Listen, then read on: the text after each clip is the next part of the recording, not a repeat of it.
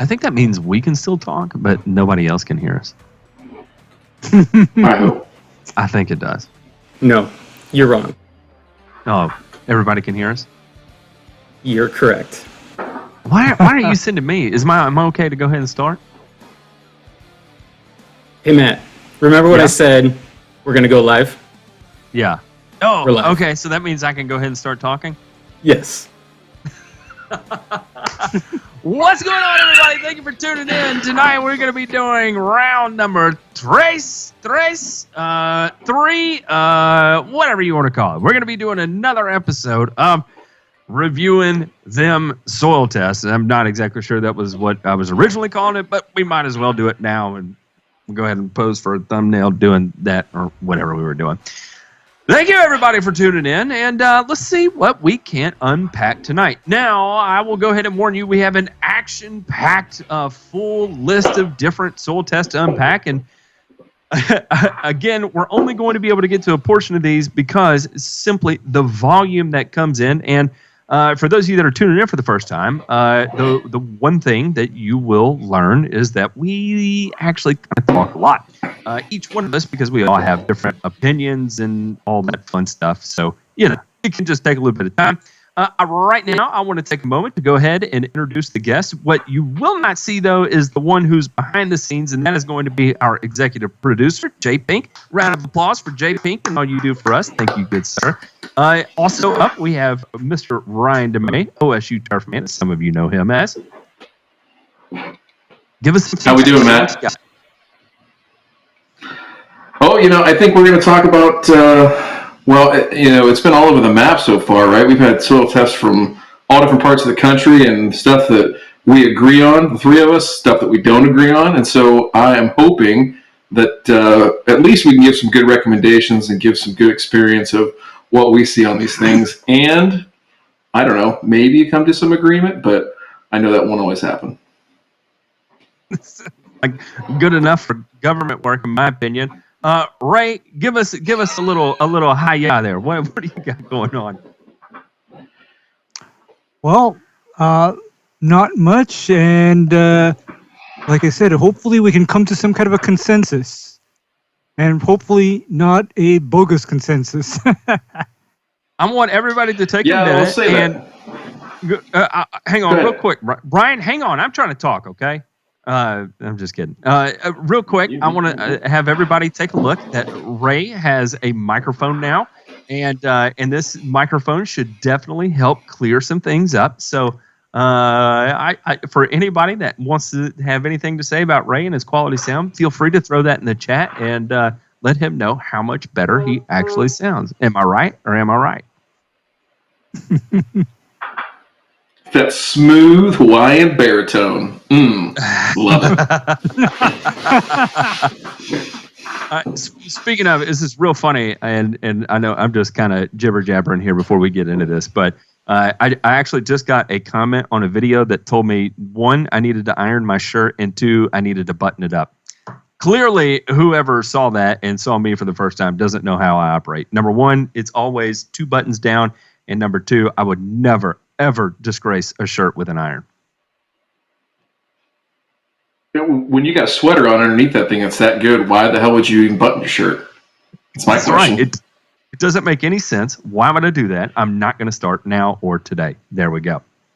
All right. Well, we will go ahead and jump into this, and we are starting tonight.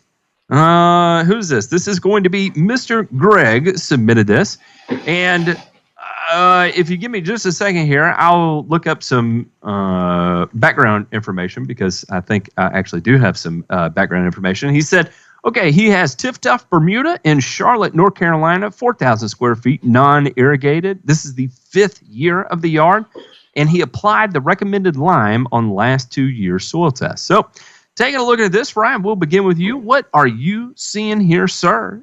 Is there anything just sticking out? Well, the pH, especially if he's done the lime treatments, I'm kind of wondering, I wish we could see a soil test from a few years ago and see where that's come from, because 5.3, that's pretty concerning that we've got to continue to bump that up. And looking at that calcium magnesium ratio, again, tight soil. So, using the calcitic lime is all about your friend. And then you also need to look at, too, possibly even throwing some gypsum in there to pump some more calcium out there. Phosphorus, 16 pounds an acre, so we divide that by 2 to get down to our parts per million. 8 parts per million is absolutely too low, especially on Tiff-Tuff, Bermuda, North Carolina. So you're definitely going to want to get some P in that program, hit it hard. And also with that pH, we're probably going to have to do some foliar treatments too. I would consider that, at least, if it were me managing the yard. Ray, what do you got? What do you see there?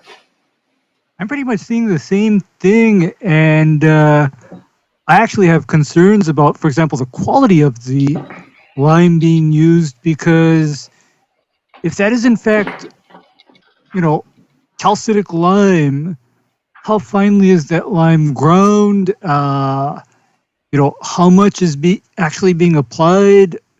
Because normally you drop 50-something pounds of lime per 1,000 square foot. If you did do that the first time, I almost expect that pH to be up to, like, say, I don't know, 5.5, maybe 6 even, thereabouts. But, I agree with you on how critically low the phosphorus is, and I would even start looking at spraying on, soluble ammonium phosphates or soluble high phosphorus fertilizer, because there's one more issue with a soil pH this low, in that your acid soils will also lock up and bind to phosphorus that you try to apply via a granule. I mean, that's a real concern here. Yeah. No, that's what I was saying. The over-the-top apps with the foliar phosphorus is going to be a huge component of this, and you're going to have to really commit yourself to that liming program. I think once a year, if that was a recommendation. I'm not sure if that's like a university or an academic lab that's running that, but I would definitely try to be a little bit more aggressive with that, given the pH. And it's going to be something that, you're going to have to manage probably forever on this lawn. I don't think you're ever going to get out of the woods with it, but you're going to maintain that with lime and give yourself a fighting chance, at least on the P. So, Mr. Martin, by the way, Ray, you sound great. I got to say, it really is coming through loud and clear, sir. I got you 5 by 5. But how about, how do we sound over there in Knoxville there, sir? Everything over here is just kicking absolute ass. Let's check in with the man behind the scenes right now. J Pink, how's everything sounding on your end? Matt looks the best. Ray sounds. Oh yeah. Best. Yeah, that and I'm the middle child. I mean, yeah.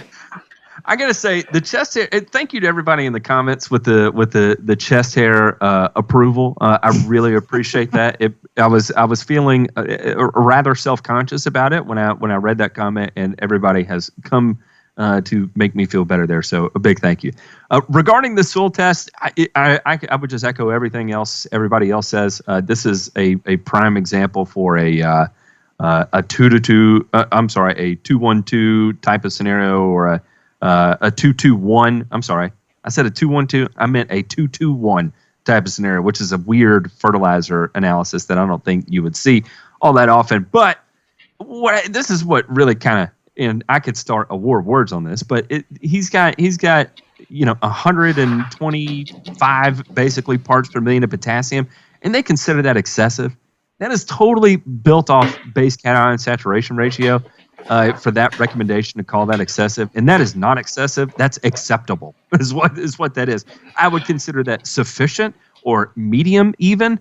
Definitely not high or excessive. So don't get wrapped up into a false sense of security that you need to exclude potassium from your program. If you've got 125 parts per million of potassium, that means you need to maintain that. That's what you want to attain.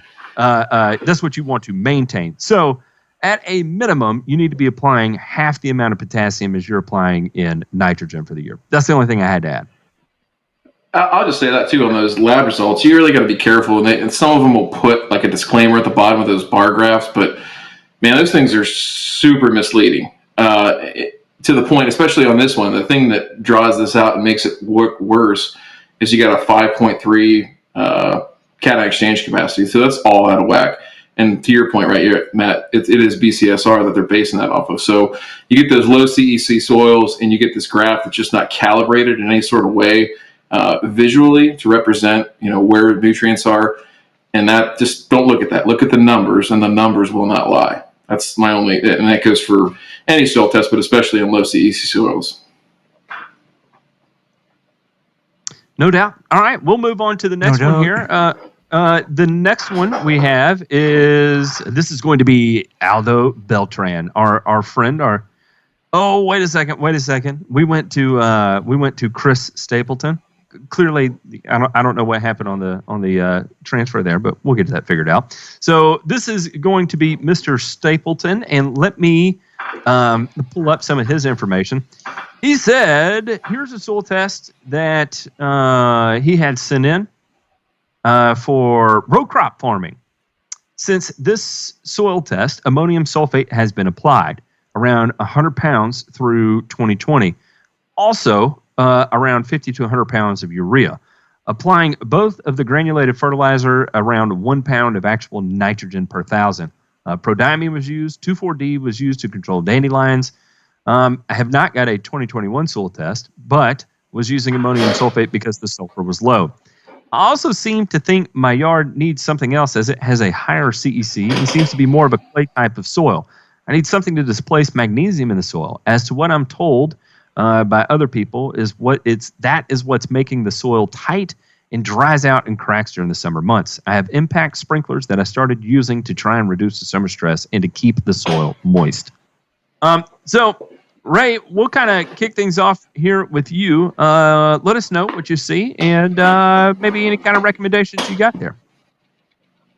Well, first of all, if he does need to, in fact, displace his magnesium, then he's actually looking at, I almost want to say, this is a guy that kind of needs to acidify a little bit, because your pH over 7 tells me that you have a lot of calcium carbonate hanging around that's actually not helping your soil structure, but you can use that extra calcium once it's been put into solution by acidification to get your structure of your soil fixed and corrected.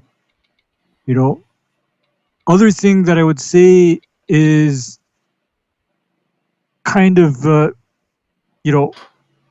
puzzling to me is they're calling, I believe it's P high. They're calling P high. I don't consider your phosphorus actually that high. I mean, it could be worse. And so you're kind of looking at doing a more balanced fertilizer program, but the big one, or what's the limiting factor to me overall, is actually your high pH, because your high pH will actually start to precipitate out, your key nutrients. What do you think, Ryan? That's the same thing I was going to say. Is you got high pH soil, and then this is they gave you the Bray 1, the Bray 2, and the Olsen there across the spectrum on the phosphorus there. So even if it is high, we're going to have issues with that if we don't get that pH driven down rather quickly. So I agree with you. I think the displacing or not displacing, but using that calcium that is freed up through acidification and that displacing magnesium out of the soil, it's a classic technique in high pH soil, especially here in the Midwest. So I think it's a go zone for that. And as far as end sources, I'm wondering why they're balancing between the urea and the ammonium sulfate. I'm wondering if there's anything seasonally that they're doing, if they're trying to use urea in warmer temperatures to balance out salt index or something like that, maybe. But I'd go all in on lower weight and more frequent apps on the ammonium sulfate. Try to use that to your advantage with the ammonium, and then as far as the acidification here, depending on what kind of scale we're talking about, obviously elemental sulfurs is going to be our friend, and then if we can get those citric acid apps down, great. But I think it really just lends itself to start with your pH, see how that does as you work that down closer to 7, and I think you're going to have a much better read on the soil. And then again, probably test this every year as you're doing that acidification program and look at that pH, and especially relative to those phosphorus numbers. Maddie? My camera dipped, so bear with me while I get that set up. Nobody wants to see that. So is the first test here a Malic 3? Is that what that says, or does that say weak bray? I can't read it. I think it says weak bray. It's a weak bray. Yeah, it's a weak bray. Okay. Again, is that high or very high in the phosphorus department? That's definitely not what I would consider high. Now, back towards the magnesium, this is what I consider the 200 part per million threshold, where I start to get a little, tweaked out about the amount of magnesium in the soil. So, displacing it, okay, or doing something to solubilize it and try and force it out of the soil structure. Either or, however you choose to go about that. Ryan, what did you say about displacing it? What Ray was saying. So when we're going to acidify that calcium, that free calcium, we're knocking it loose, right? And that's going to help pick up some of that magnesium, displace it out of there. So gotcha. Just through that process. Yeah. Yep. So yeah, that makes perfect sense. I honestly was not paying attention when you said that part, so I was trying to put my life back together because the camera had dipped out and all that fun stuff. Anyway, I digress. Yeah. Solving the soil pH here would be your friend, and in fact, depending on how you go about solving the soil pH, will actually reduce your magnesium and calcium levels too. So, yeah, I really don't think there's anything I need to add there. Sounds good. All right, we will check out the next one here. Let's see where we come up, and this one, I believe, is okay. We are back to Aldo. So this is our friend out in California. Hey, Aldo. Thank you for tuning in, sir. Glad you're here. Welcome aboard the Soul Train. And wait, is this? No, this is not Aldo's. My goodness. It's in all kinds of different, hang on one second. This is Gardner Horton. So interesting enough, I've got a story here.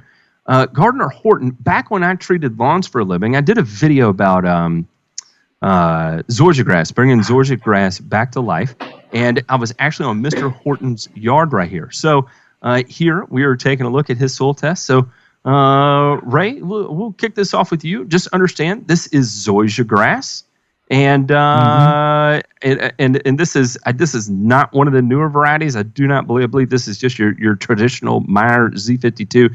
If it is one of the newer variety, it's one of those that is an old variety that someone in Knoxville or in the area calls a newer variety. Okay, well, first of all, just remember that zoysia is a grass that has a very low nutritional requirement overall. I mean, just remember that. So whatever you do to it, I would look at a very low rate balanced fertilizer.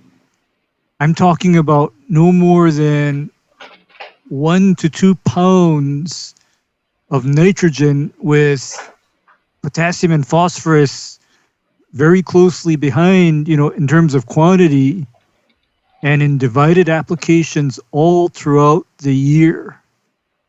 And the next thing I would be looking at too would be his actual soil pH. What is the soil pH on this test? I think it's a 6.7.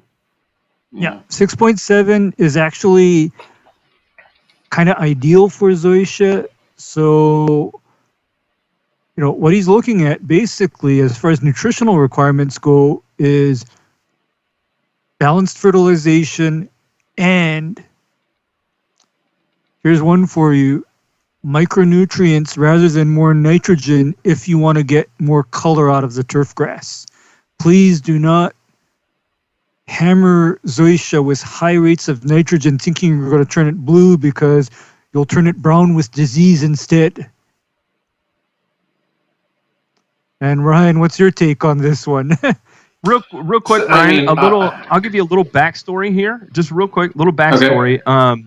So when the first time I put eyes on this property, it was absolutely smoked coming out of winter, right? We had gone through an ice storm, and this thing had a tremendous amount of winter damage and was probably about 30% dead, maybe 40% dead. All right, go ahead, Ryan. And this was, how many years ago was that? That's a long time ago. 5 years. Ago. Okay. So I'm just making sure it's not recent.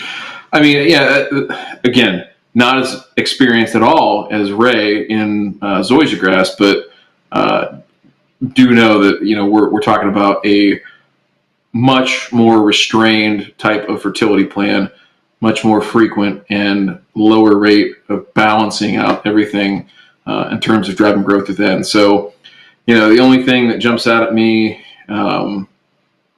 really is that, that potassium number. But again, if we're at a,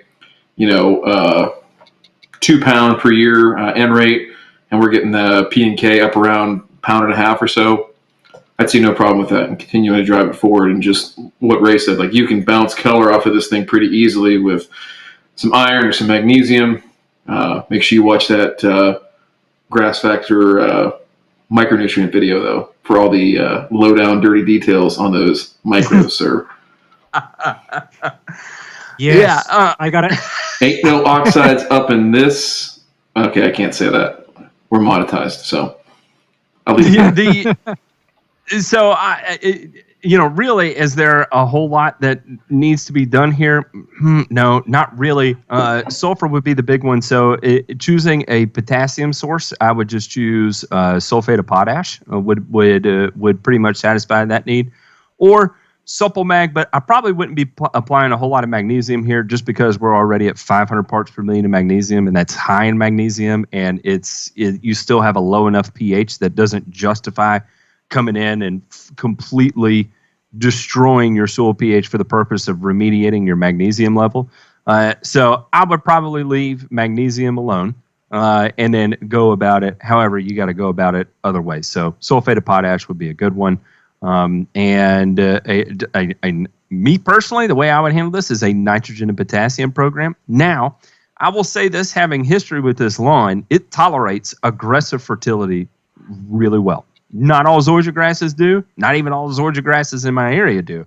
But I will say this one responded relatively well to aggressive fertilization. And when I say aggressive fertilization, I'm saying higher on the N rate, right? So as long as, I may or may not, I don't know, Ray, earmuffs, I may or may not have put down a pound of quick release soluble nitrogen on this at a time, multiple times, as part of that grow-in program, and it responded absolutely beautifully to it. I'm not saying that's something to continue with, but as you get into the season where it is actively growing and we're out of the cool nighttime temperature, so I'm going to say like mid-May to late May, if you want to try and flex your wings there a little bit, Mr. Horton, feel free, give it one good try. The likelihood of you developing any kind of significant disease in late May, June in our area is going to be significantly low. And then from there, you can kind of tailor back down, which is actually when I treated it exactly what I did. When I came out of the gate, I literally threw the entirety of the kitchen sink at it and then backed it down with each application after the first 3 or so. All right. Anybody else got anything to add on that? Well, no, it just sounds like if you get zoysia, you shouldn't expect to do anything freaky. This is going to be more the type of grass that, a quickie in the laundry room every 4 to 6 weeks is going to be about the only excitement you get, and you got to just live with that. Be happy with it. All right, moving on to the next one here. Oh, wait, Ray, what do you got? What I have on this is your response to nutrients is also related to other limiting factors like, here, if memory serves me correctly, this lawn also had the nematode problem. No, Ray, it was not this lawn. It was not this lawn. It was not far away. It was probably 3 miles away from his place, but it was not this lawn. Not this lawn, okay. No. Because, the little caveat is that in any case, if somebody is dealing with a zoysia lawn and they notice that their grass is not jumping when you hit it with the NP and K, start to look at nematodes if your pH is in order. Seriously look at it. And that's all I have Real to say. quick, a comment from here. Somebody stated that I know not to read too much into the low, medium, high, very high on soil test, but they have one soil test potassium sample that is at 98 parts per million, and they report medium. And they have another one as 67 parts per million, and they report it as very high. We kind of touched on this earlier that a lot of times when you see that, that is because they are basing the recommendations off of the base cation saturation ratio. And that is a philosophy of soil management that you probably see more of in agriculture than you do in turf. And it's that if you have these magic ratios of one nutrient to another nutrient to another nutrient, that it creates the perfect scenario for a plant to perform. And unfortunately, there's been enough testing to show that if you're deficient in one nutrient, those perfect ratios that then get balanced to that deficiency create a whole nother set of issues. So you can produce all kinds of horrific spiraling problems from it. So that's why I would never pay attention to the recommendations. Even for the most part, some labs, what they recommend you apply, a lot of those need to be discarded as well. So it's best to just look at it purely from the data that's reported to you to draw up your own program. And there's ways that are assisted. There's assisted ways to do this, like the growth probability model from Pace Turf is a fantastic way to be able to visualize what your soil test is telling you and convert that into an actionable program. Okay, Matt, Yes. I double checked. This is still not Aldo's test. This is still not Aldo's test. Right. But we have 3 back-to-back for the same person. Okay. Oh, okay. All right. Here we go. So this is going into CAM, and I believe I've got a little backstory here too. Maybe. I don't know. Oh, yes, I do. All right. He said, "What's up? I've attached my soil test results, and here is a little background. I'm located in. Is this the right one? Yeah, I'm located in Maryland, outside of D.C. In the backyard, completed a full reno in 2019, added irrigation, treated with biostimulants and a fertilizer plan for about 3 years. It looked amazing all last year until it was 70% wiped out by Pythium in late July, August. It took me a while to identify the issue. Any advice here to help with this would be greatly appreciated. I believe I made the mistake of bringing in some topsoil in the back to help with some leveling and holding water issues this past fall. Think that soil was high in phosphorus and a significant amount of organic matter. It is seeded with tall fescue and Kentucky bluegrass. The front yard, well, the one we're looking at right now is this is the test plot. So this is a full renovation with Mountain View seed lateral spread blends. So anyway, here we go. This is what we are dealing with. Ryan, go ahead and get us kicked off here. Anything you see sticking out to you? Anything get you excited or disappointed? I mean, a low phosphorus number for sure. But what? Explain to me again. What was this first test here? This is their test area. Yeah, this is a test plot that he installed at his property where he's utilizing Mountain View seeds, lateral LS varieties. Gotcha. Okay. Yeah. So again, phosphorus. We could probably bump that up a little bit for potassium as well. So this looks like a 1-to-1-to-1. 6.6, not really concerned too much about bumping that up if we needed to or had to. C 5.9. So again, wouldn't even worry about the low, medium, high here because of the low CEC here on our soil. Other than that, let's see here. That'd be my recommendation on this one. Is just ride out that 1-1-1. If you can get a 1-2-2 out there, some of those are easier to find than others depending on where you're located.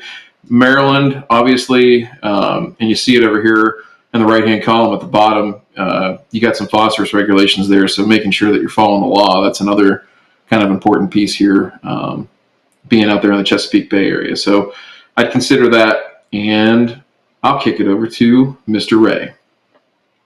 Yeah, I kind of see the same thing where this is a lawn where you spoon feed 111 or even 122 during the periods of active growth, because the other issue with phosphorus pollution is you create phosphorus pollution when you're applying your phosphorus or large amounts of phosphorus at a time when the grass is not actively uptaking it.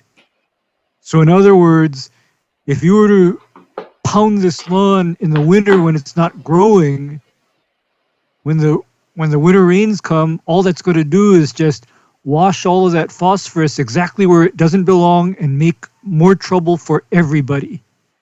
So if I were dealing with a phosphorus sensitive solution, a situation like this, I'd be spraying on my 111 or my 122 during the periods of active growth and at sub 1 pound per 1,000 square foot rates.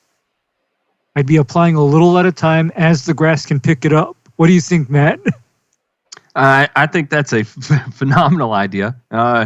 And if you have the flexibility to treat it that way, 100%, by all means, that's going to be the most efficient and safest way to do that. Again, the only other thing I would add here is that for a potassium source, I would be using sulfate of potash because of your low sulfur levels, and that can be corrected with a sulfate. But outside of that, I agree 100%, and I think that's a good solution for here. Let's move on to part 2 here and see what we come up with. I know this is I think it's coming. So this is the next one here is going to be the front yard. Okay, this is the front yard that we have up. Yep, this is the front yard. So not a whole lot of difference. I mean, literally some slight variation, a little bit lower in potassium. It looks like 0.4% higher in organic matter, but I mean, almost dead nuts right down the line looking at the same exact thing. So I would say the exact same thing would apply to this. So we'll move on to the backyard. And for the backyard here, again, oh, wait a second. We got a little curveball here. Take a look at that phosphorus level. How does this adjust the approach to manage it? Ray, kick us off.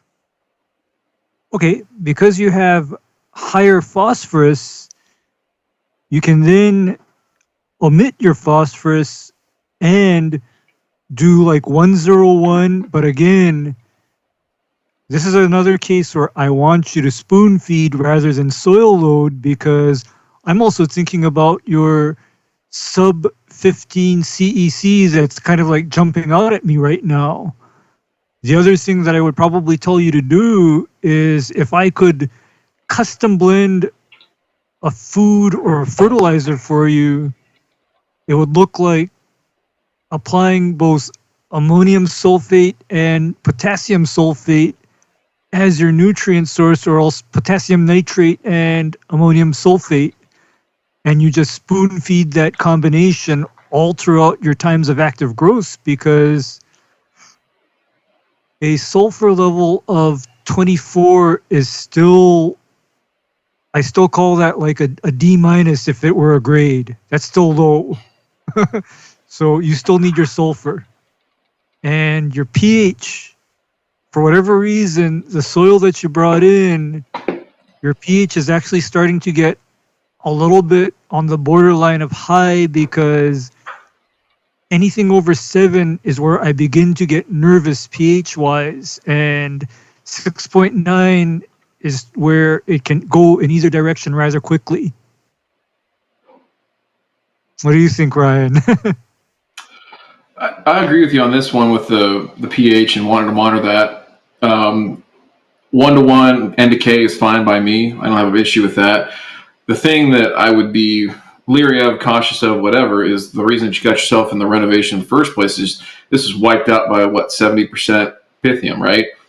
So a product that I'd be looking at that's sometimes sold as a fertilizer, but you can't consider it that. It's just a labeling law, would be a phosphite product. And so I'll let Matt explain some of the chemistry side of it, but I'll quickly explain like the plant defense side really quick. We're not getting a little off the topic of soil tests, but so basically what that does is it binds to an enzyme in the plant where that host, or excuse me, where the pathogen would attack the host when Pythium is present, right? So it's a physical barrier inside that enzyme. It's not something that you can get resistance to, build up over time, because it's a physical interaction as opposed to a chemical interaction. So that's a really, really key product that I'd be going out every 7 to 10 days when you're in that pattern of weather, right? Easiest way to kind of put yourself in that mindset of doing it, add up the temperature and the relative humidity. So anytime those two numbers add up to more than 150, you're in the go zone. You want to be applying phosphites preventatively.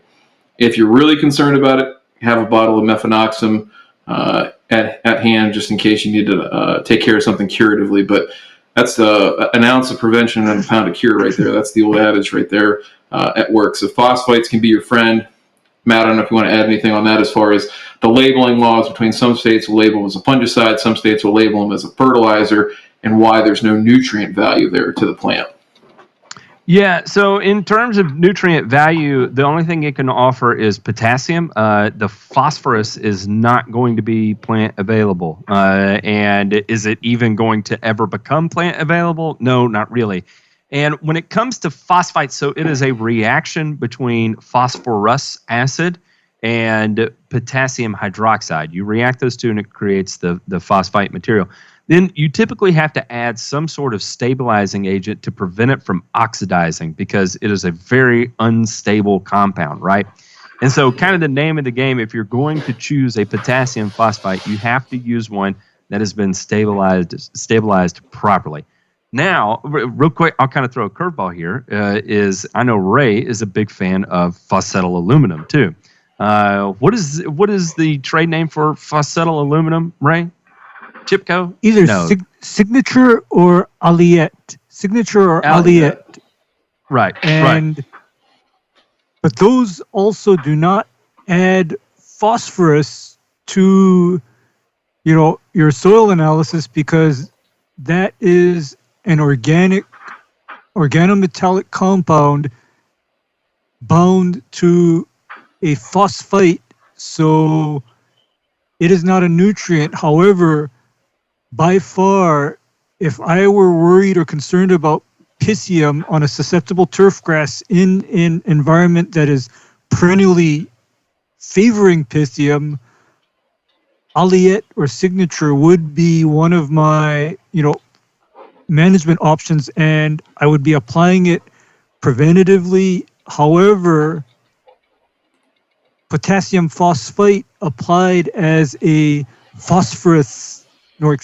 potassium supplement to the turf grass often has Pythium and Phytophthora preventative properties. However, it is not labeled as a fungicide.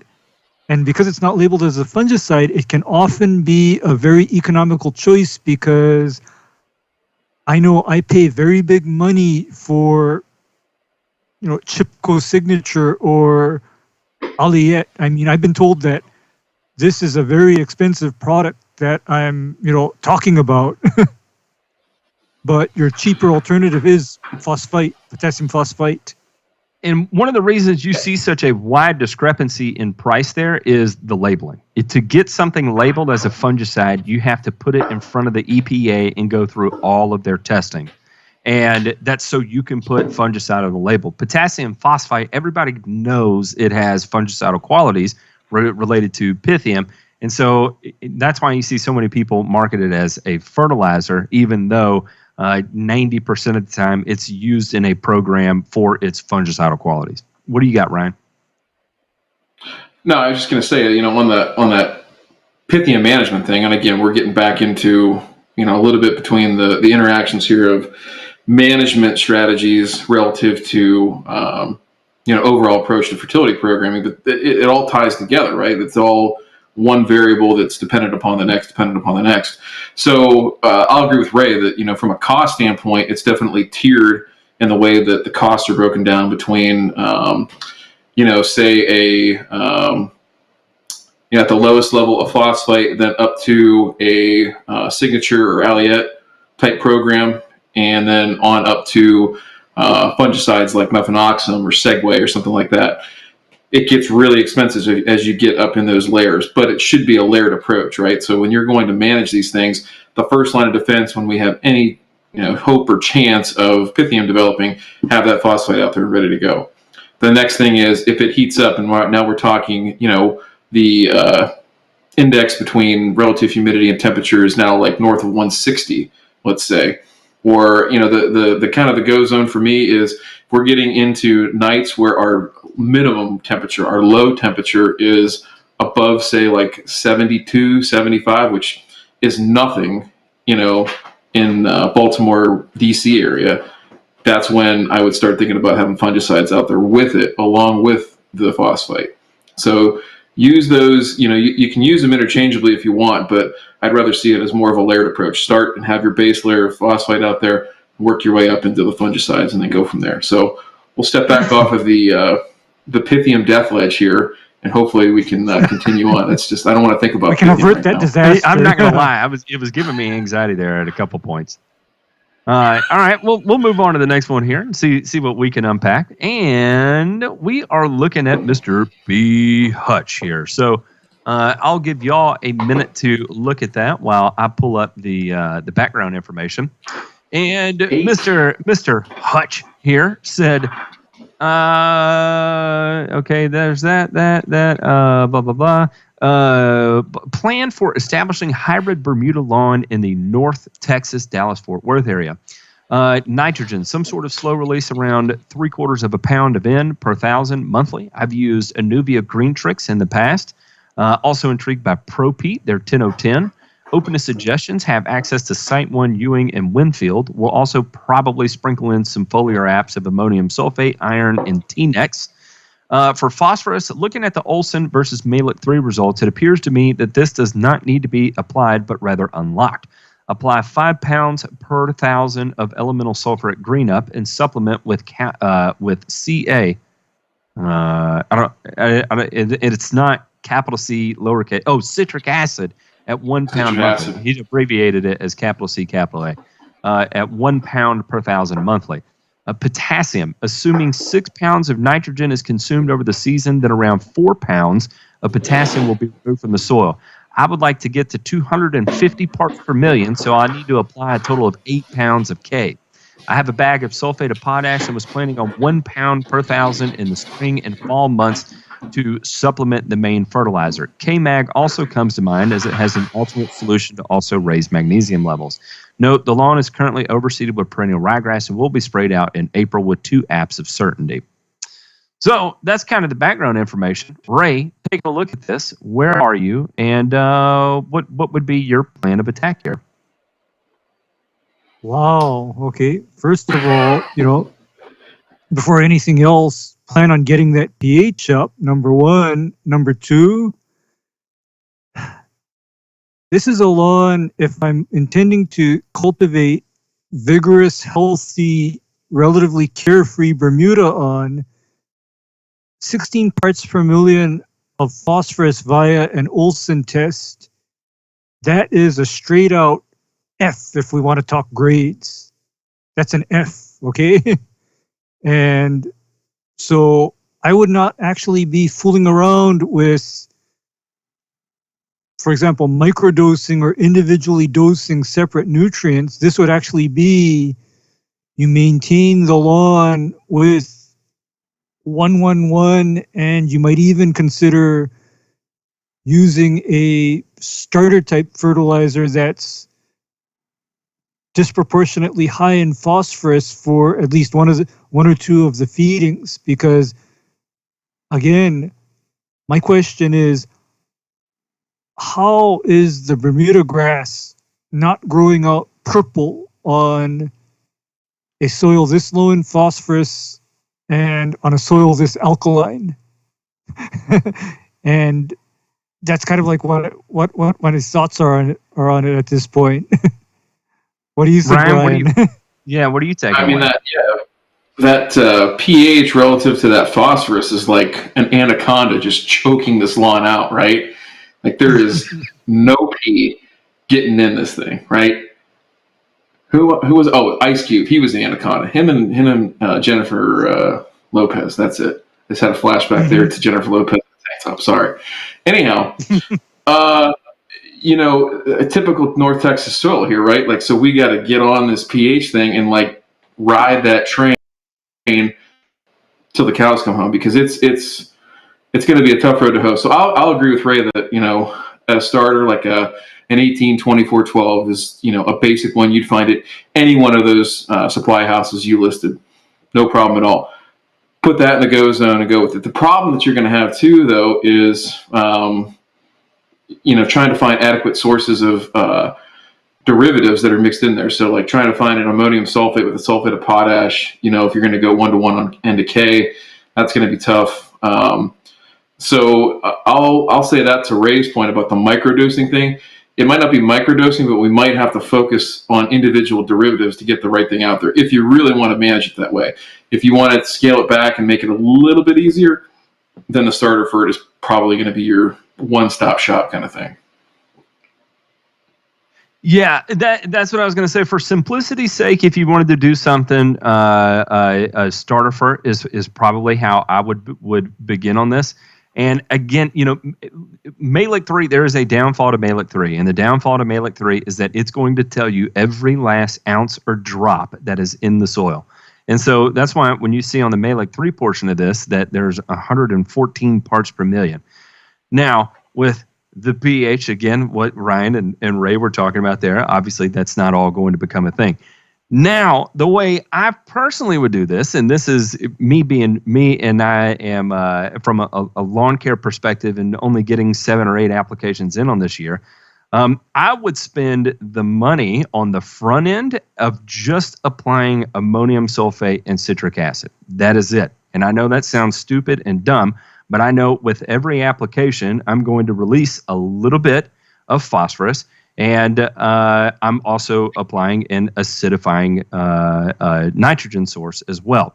And I know it's going to be, sulfur's already good. You're going to drive your sulfur up. I know, and I'm totally willing to allow that to happen on the front end. But my simplicity approach would just be purely working on the soil pH and allowing that grass to kind of thrive in what it actually does have available, because there's a lot there that just isn't ready to be used by the plant yet because the soil pH is so high.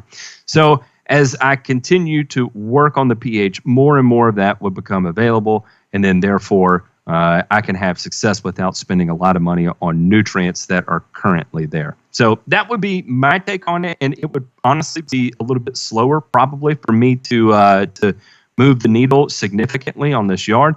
But if I was approaching this from a sales perspective too, I would tell them at minimum, this is going to be a 2-year absolute disaster. So you got to understand walking into this, it's going to take 2 years for it to really start making some significant changes. Just trust me. And hopefully, the burden of responsibility falls on me to not screw it up, right?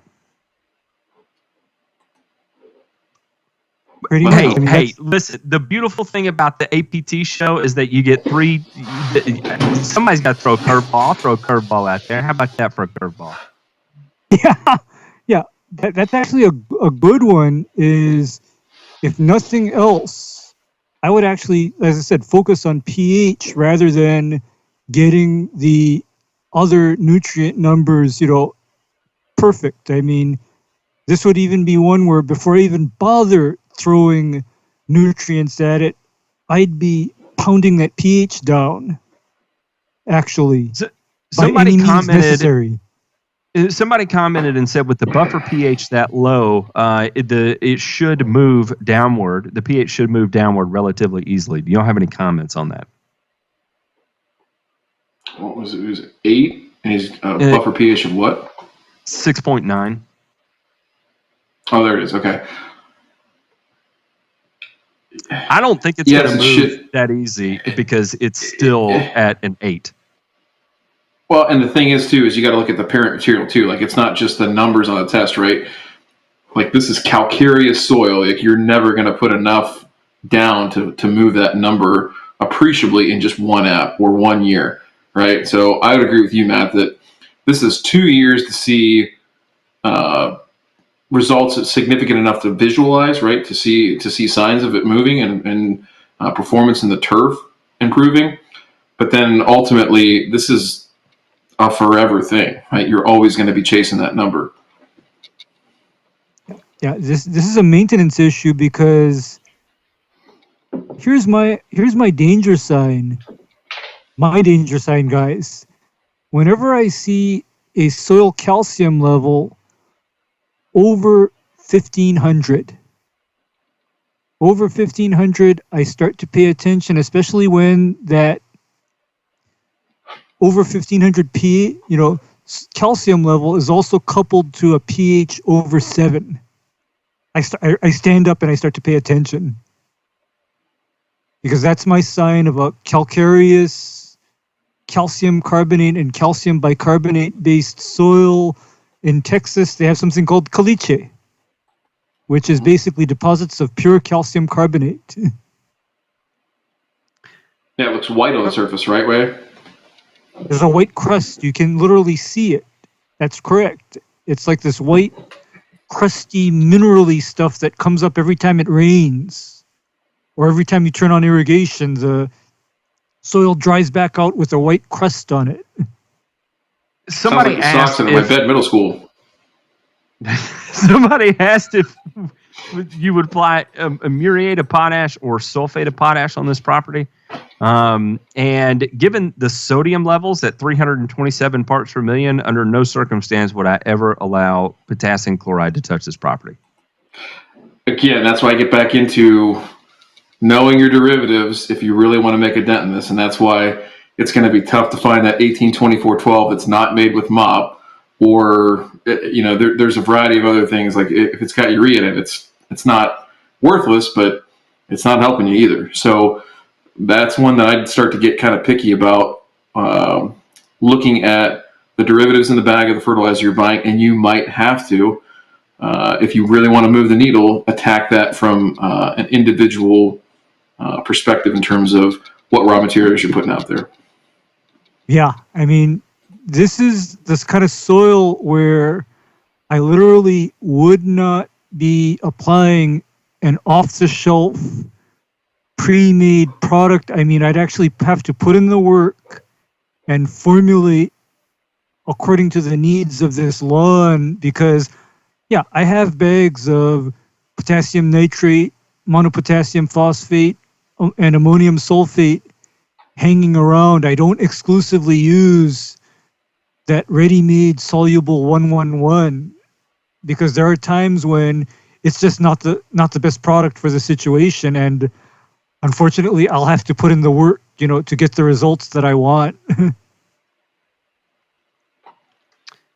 All right, I think we kind of screwed and chopped that one up just about as far as we possibly could. Let me double check to see where I am on my sheet here. All right, we've got Mr. King here. Bear with me, y'all. Take a look at this while I look up the backstory here. I believe I had some interesting information on this one, if I do recall so correctly. But I may, if I can find it. Let me see here. Where am I? Okay. Oh, I'm sorry. That's Mr. Kring. I misspelled that.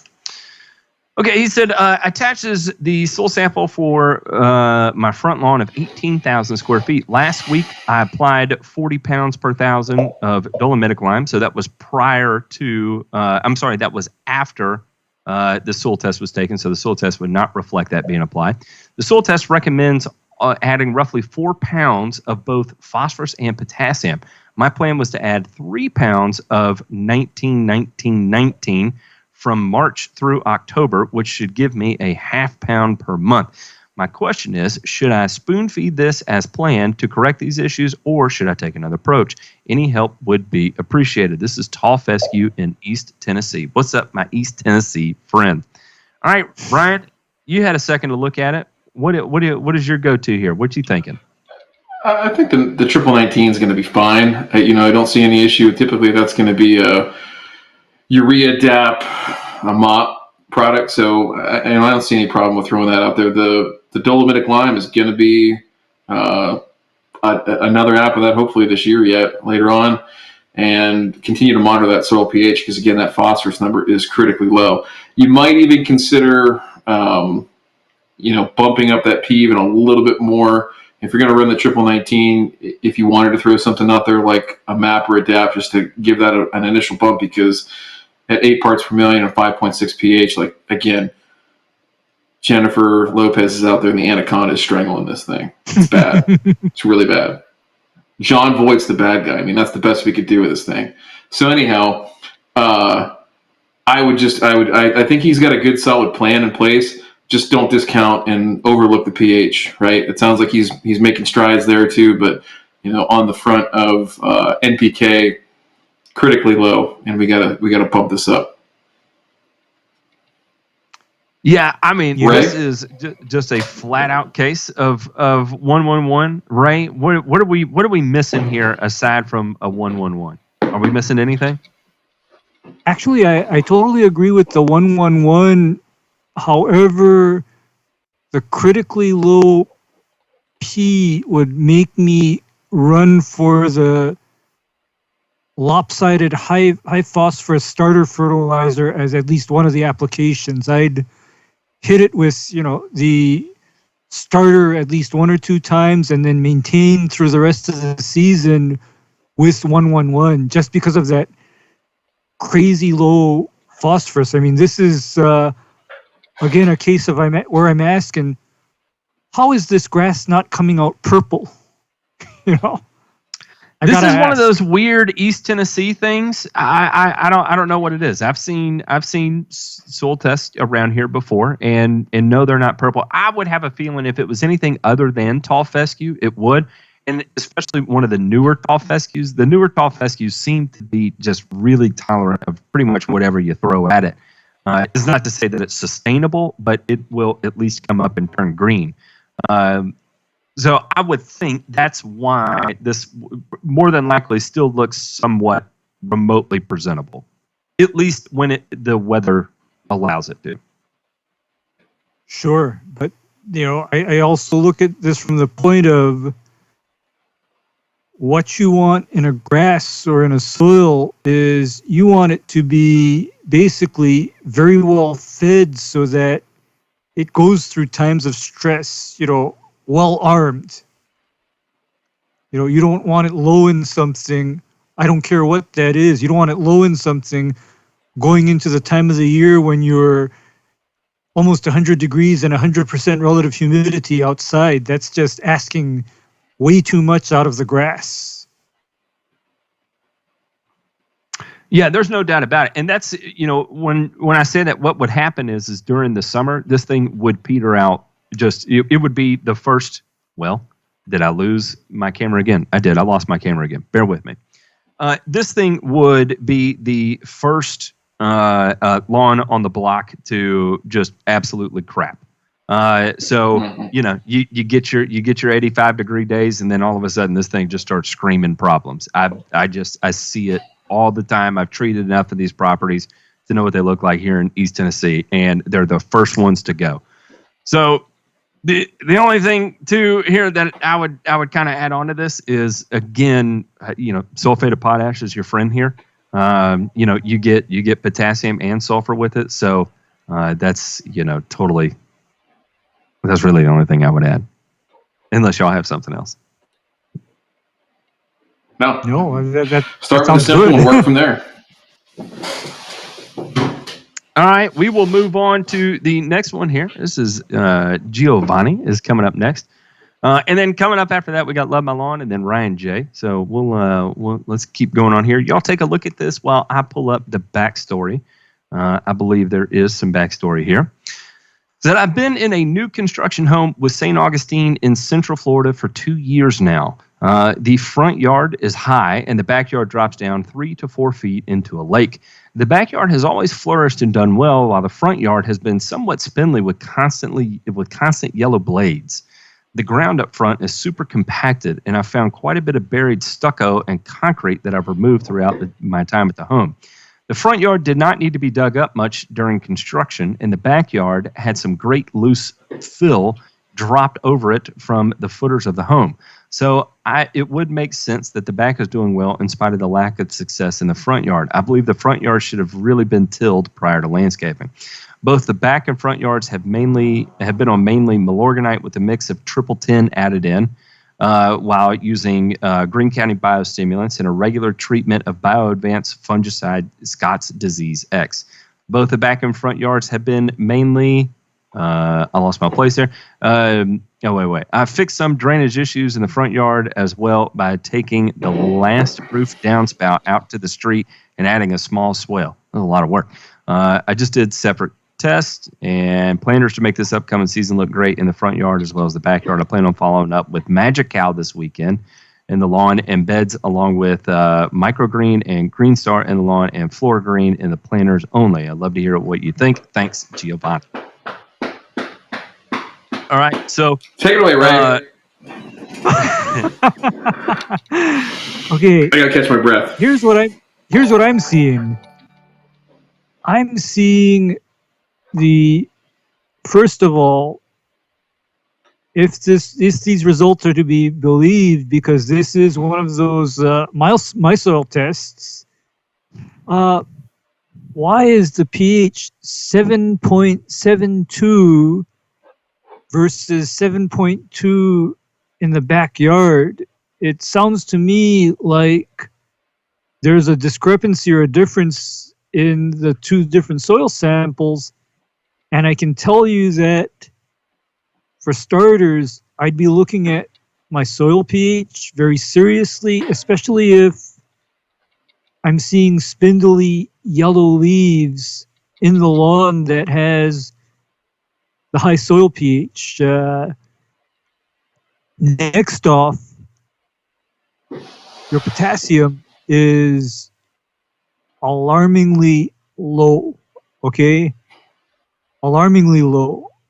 And it's to the point where if I were to feed this, and based on your past usage of Milorganite, I'd even be applying something like a 102 as my fertilizer, and that is the maintenance application. And I'd also be looking at correcting my soil pH seriously, because even 7.2 is passable, but barely. So what do you think, Ryan?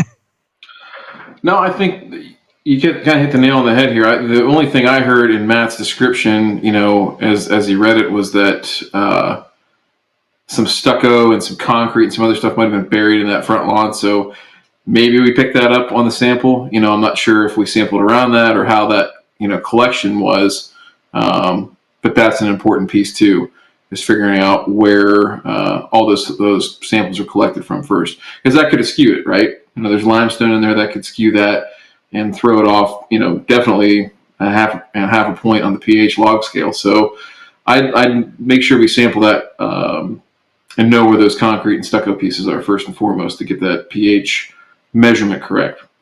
I'll agree with you. On the K on both sides, we're dire. We're really in dire shape, and we need that 1 to 2 NK if we can find it. I know there's some products out there that you can find off the shelf at Ewing or Site One, something like that. But definitely take a look at that. The only other thing I'll say.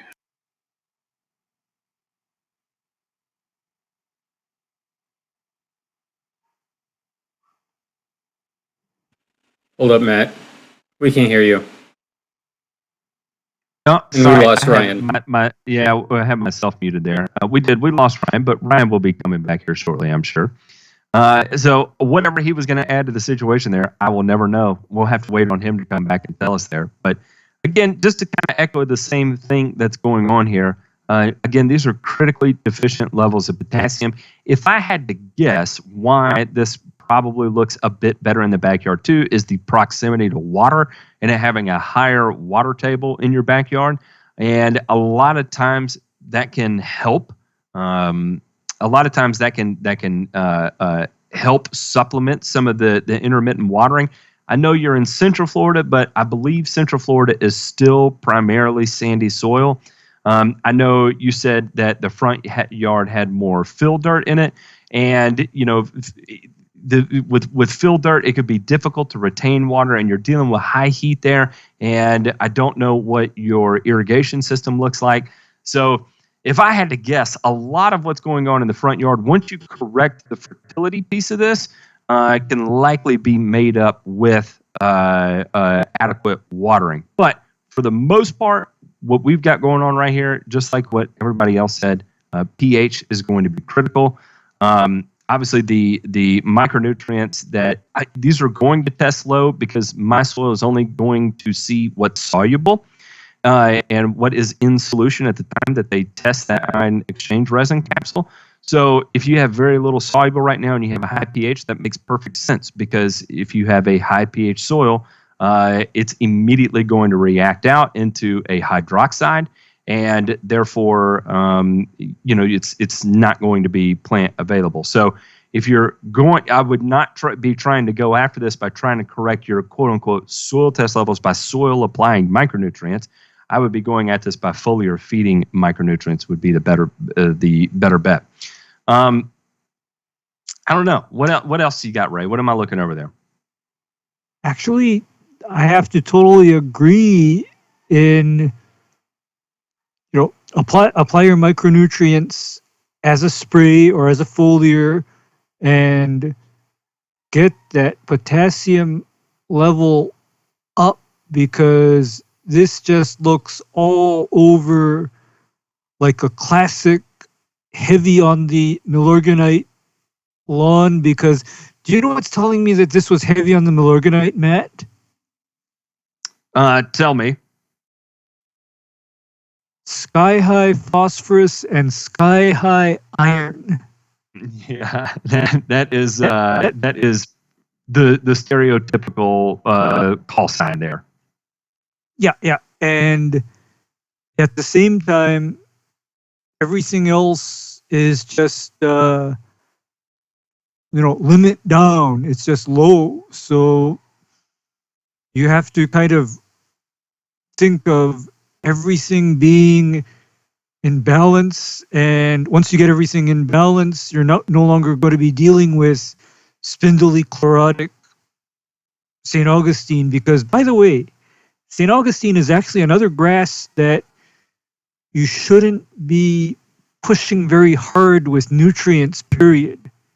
A light touch with the nitrogen and the phosphorus and the potassium is all you need, but it all should be existing in a relative balance. That would be, what would happen if you, for example, decided to omit one of the major food groups? You'd not look good in a while. It would catch up to you. Yeah, no doubt about it. No doubt about it.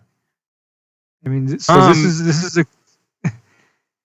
The other thing that kind of stands out to me here too is the sodium. Hey, Brian is back. Brian, you cut out right when you said the other thing that I would tell you is. Oh yeah, the other thing I would tell you is, I got a delivery shipped to my door of some of that magic stuff and a BioStim pack, and I rubbed that on my camera, and now it's working again. So I'm really glad that came right to my door. Super stuff. So really unfortunate I got cut off there. And I'll say this, that with soil pH like this, applying Magical to this is a terrible idea. Number one, I would never apply that product. Number two, you're already dealing with alkaline soil. Adding a lime to this is not good at all. So that would be one of the worst things you could apply in terms of putting together a program. One of the best things you can apply is a 1-to-1 NDK and then foliar feed your micronutrients while continually working on your high pH soil. Yeah, and work on your high pH soil with elemental sulfur, with citric acid, and ammonium sulfate as a driving nitrogen source. Exactly.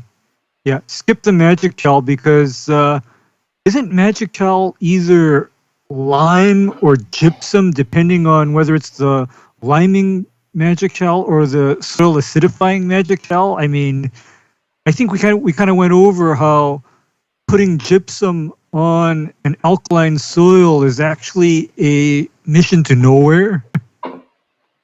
Yeah, so if it is the magic cow for alkaline soil, that is the magic bullet in that, according to the label, is calcium sulfate, which is not acidifying. Yeah, calcium sulfate is gypsum. It is not acidifying. It is not going to do anything to move the needle there. It does contain a hair of ammonium sulfate, and it does contain a hair of sulfuric acid as well. It's something I can put to the test. Based off the sulfur rate in this, it does not contain an exceptional amount of sulfur, of elemental sulfur or sulfuric acid. Dehydrated sulfuric acid in a granular form is kind of a difficult thing to achieve. So if chances are it's not actually in here, sulfuric acid, but all of that to say, I would be glad to put this through a test, and we'll see exactly how much power it has to lower soil pH. All right, I think we kind of covered it. I can't believe you guys were still on the soil test when I came back. Yeah, well, we were stalling time waiting for you, to be honest. All right, the next one we have here, this is our buddy Love My Lawn. Take a look at that, and I'm going to see what kind of information we have here. So he said, this is a friend of mine's soil test. He got done a couple weeks ago. He lives in Harker Heights, Texas. That's between Waco and Austin. So that's the information we have. It looks like it is a St. Augustine lawn as well. Ray, taking a look at this, what are you thinking? What do you see here that's striking your fancy? Okay. Again, why is it that the first place I look is always pH before I say anything else? I mean, that's just something. I'm just telling you that's what's going through my mind. I always look at someone's pH before I look at the rest of the soil test. 7.6. Time to get that down to a more reasonable level. And secondly, looks like they ran an M3 to determine phosphorus. So 25 parts per million is an overstatement of how much phosphorus that this friend of yours actually has. So, it was my friend's test, I swear. It wasn't mine. It was my friend's. I'm doing this for a friend. Yeah, exactly. And so what we're basically looking at here is you're looking at doing something like MAP, monoammonium phosphate, as your baseline maintenance fertilizer, while you're also throwing granular sulfur and drenching with citric acid as often as you can, and applying additional, chelated micronutrients as a spray, to maintain color in the lawn. And then that would be my program. That would be my program in a nutshell. Yeah, Ryan, you got any input on here? I think Ray hit the nail on the head here. I mean, a MAP or a DAP here is a perfect solution. You're going to have to supplement a little bit more N, maybe, in certain situations during periods of growth, but that and the complex micronutrient package is going to be perfect. So again, shameless plug, watch the video. It's really good. It's informative. And I would check that out on the micronutrients on the Grass Factor YouTube channel. One of the things there's two things in this that stand out to me. One, the 14,000 parts per million of calcium. To me, it's nothing I'm going to get excited about. That's typical Texas. That's what you're dealing with there. And then the other thing is the 74 MEX cation exchange capacity, which I think is just hilarious. I don't know why, but to me that is just an astronomically hilarious number. That is by far above and beyond the highest CEC number I think I've ever seen. In fact, I don't even know how to register a CEC that high. That's like on the range of if you took the cation exchange capacity of like almond shell biochar is going to be up there near that number. So anyway, just funny. I think their approach to management is absolutely fine. There's nothing really that I would change about that. Nitrogen and phosphorus are your friends in this regard. So yeah, I mean, if you can source just MAP, then that would be your cheapest way to go after it and have fun. But golly, 74.6 CEC, that's hilarious. All right, moving on. Go ahead, Ray. Go ahead. And now that I think about it, I'd actually have them rerun that soil because, if they came up with that number, I have to suspect that there were various other errors. Yeah, I'd have to suspect, that we got other errors going on. I mean, because why they ran an M3 on this, I don't know. How you would think after they test the soil pH that dictates the rest of the test they perform. You know what I mean? Like that.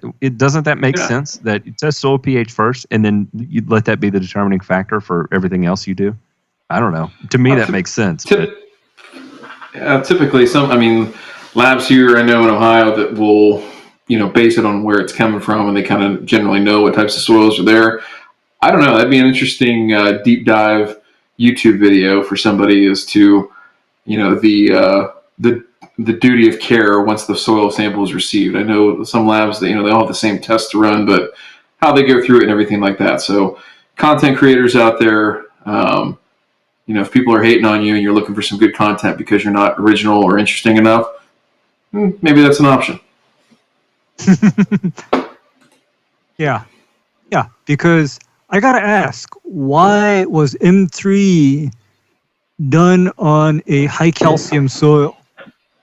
That's just my big question. Ray, why don't you explain to the folks listening at home why that would be a bad idea if you were in the lab and you were the technician and you were getting ready to do that, or I was getting ready to do that as a technician, you're my boss, what would you tell me? I would tell you, please don't, because the Malic 3 extraction method involves reacting the soil with a combination of nitric, acetic, and hydrofluoric acid. And what that'll do is that will dissolve and solubilize every last trace of phosphate in that soil, even the phosphate that is bound up and not available to the plants as calcium phosphate. It'll get a hold of that, put it in solution, and once you do that, your phosphorus levels will be grossly misstated, and that is in contrast to what's called the Olsen extraction method, which uses sodium bicarbonate set to a pH of 8. And you use that sodium bicarbonate to extract the soil, and therefore any phosphorus in that soil that is bound by calcium phosphate is not even registered on your quantitative assay, and so it just overlooks that calcium phosphate and it reads what is most likely to be plant available under those conditions. So if I look at a soil test that did have an M3 run on it and its pH was over 7, I'd immediately discount the phosphorus read by almost a half. So to me, this would look more like a actual soil phosphorus of, say, 15 rather than 25 parts per million. Yeah, so that's the thing, is that the Malic 3 was developed from the Malic 1 and the Malic 2, and the idea behind it, right, was that they were trying to get something that was as representative as possible and widely applicable to a range of soils, right, in different pHs. So I guess that's the thing, is like not all soils though are made for it, right? It gets most, but not all, and so you should really know what when you're sending it into the lab. Call in and check beforehand. Make sure that you understand what soil test they're going to be running, And I don't think it's out of the question to ask for a pH test first before doing that or having to give you a call. You're paying for that service. So, Yeah, I'd actually make sure they know. And if you happen to know your soil pH and your soil pH is over 7, if I were sending in the sample, I'd notify the lab and tell them, would you please run an Olsen test side by side with the M3 just to make sure? You know, I'd ask that. In fact, the lab that I typically go to does that. They run both M3 and Olsen, you know, side by side, and I get both numbers. yeah, and I know the lab you're talking about, and I don't want to broadcast it out here because it's not one that you would send, samples into just off the street. It's set up a little bit differently, but you're right. They're a little bit more painstaking and careful in the way that they go about it. So I think that just puts the onus on the tester, right, the consumer, to make sure that you know what kind of soil you have so that you can reach out to the lab ahead of time and make sure that you understand that they're able to perform the test that you need based on what you already know about your soil. Right. Matthew? He's muted. All right, now we can move on to the next one. So next one here is going to be Ryan J. I'll tell you here what he said. Built a new home last year and laid down all Palisade Zoysia. Oh, I'm sorry. Located in Tallahassee, Florida. I believe the landscaper laid side directly on top of hard compacted clay in the front yard, but actually graded the backyard with sand and soil. My dilemma is that I got my soil test for the front and backyards. Backyard came back with a pretty normal pH, but the front yard is very high.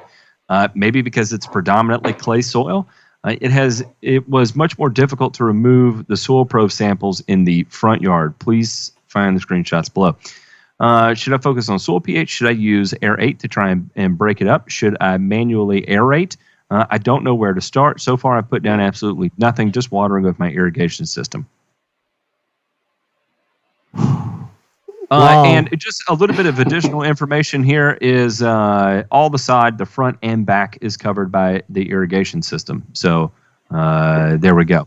And of course, this is the this is from University of Florida. And what I thought was interesting about this is with the pH of the soil, they did not conduct a Mail-It 3. Kind of piggybacking on that last conversation, they did do an AB DTPA extraction on that. Now, I'm not familiar with an ABD. I know DTPA is a chelate, it's an acid, right, that they're using to extract these, and I'm not familiar with how to correlate those values with any of the other test methods. I'm sure there's information out there. I don't know what they are personally off the top of my head. Y'all might. Taking a look at this from a management perspective based off the information we have, at least here in front of us, where would you begin? Well, we talked about pH in a number of these situations already, and this one lends itself to. It's like, what do we really need to go after versus what do we want to go after? And if you don't address that pH issue there in the front yard, like, it's a non-starter. I mean, it doesn't matter what you do. So if we're to believe these Mail-It 3 values up here, and even with overstating, I mean, I think a 1-to-1-to-1 is probably your best bet to get started with. And then magnesium looks okay. So yeah, we're calcitic calcium, we're good there. So yeah, I mean, with this pH though, we gotta drive this down. Elemental sulfur, citric acid, and then being really conscientious with our nitrogen sources and picking out ammonium sulfate. So that's the basis of what I see. 7.9. Some of these are just ridiculous. 8s. We saw from the gentleman over there in Texas. 7.9 here in Tallahassee. Like, I thought the South was all about speed and sun. Bad pH. Yeah, it's strange seeing all these high pHs, but really you see that out of Florida and Texas, right? Those are kind of the pinnacles of high pH places. Yep, and really the only thing I would do different here is that I would definitely be slamming potassium at these. I have no idea what 22 parts per million with an ABDTPA extraction is, but I do note that 67 parts per million over on the left-hand side for the soil pH of 6.6 is, in my opinion, way too low, and their interpretation of that is actually it's high. And that, to me, is insane because you begin seeing deficiency symptoms starting at about 50 parts per million. And to move the needle from 67 parts per million to 50 parts per million ain't much nitrogen at all to cause that to happen. So I wholly disagree with that, and I would, for sure, without a doubt, at least be applying 1 unit of potassium for every unit of nitrogen I apply. And I can't really give any recommendations on the high pH side just because I have no idea what that is. I've never seen it. Yeah, I agree with you two totally in that you're looking at a soil that is actually retaining a lot of carbonates with a high pH, and fundamental, most important thing to do if you want to gain any traction on this is to get that pH down, because you're looking at a clay soil that's extremely contaminated with carbonates. And this is kind of why I tell people, if you are at sea level in the South and in Hawaii, don't let anybody bring in clay fill and put that on top of your sand. In fact, if they do, it's time to take them to court, actually, because they are causing damage to your turf and landscape by bringing in that clay soil fill. Because I typically deal with this all the time where there's clay soil brought in and it then becomes a very expensive thing to manage and deal with on an ongoing basis.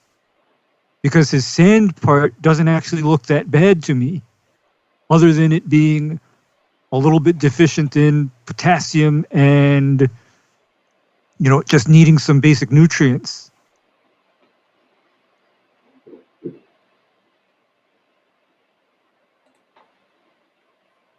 Matt, you're muted. I do that every time. I need to stop hitting my mute button over here, but I'm worried about background noise. One day I'm going to grow up, I promise. Thank you for the heads up there, JP. You're the best. All right, we'll move on to the next one here. We've got, this is Mr. Hinton. So let me look up the backstory here. And no information other than he did apply lime after this test was taken.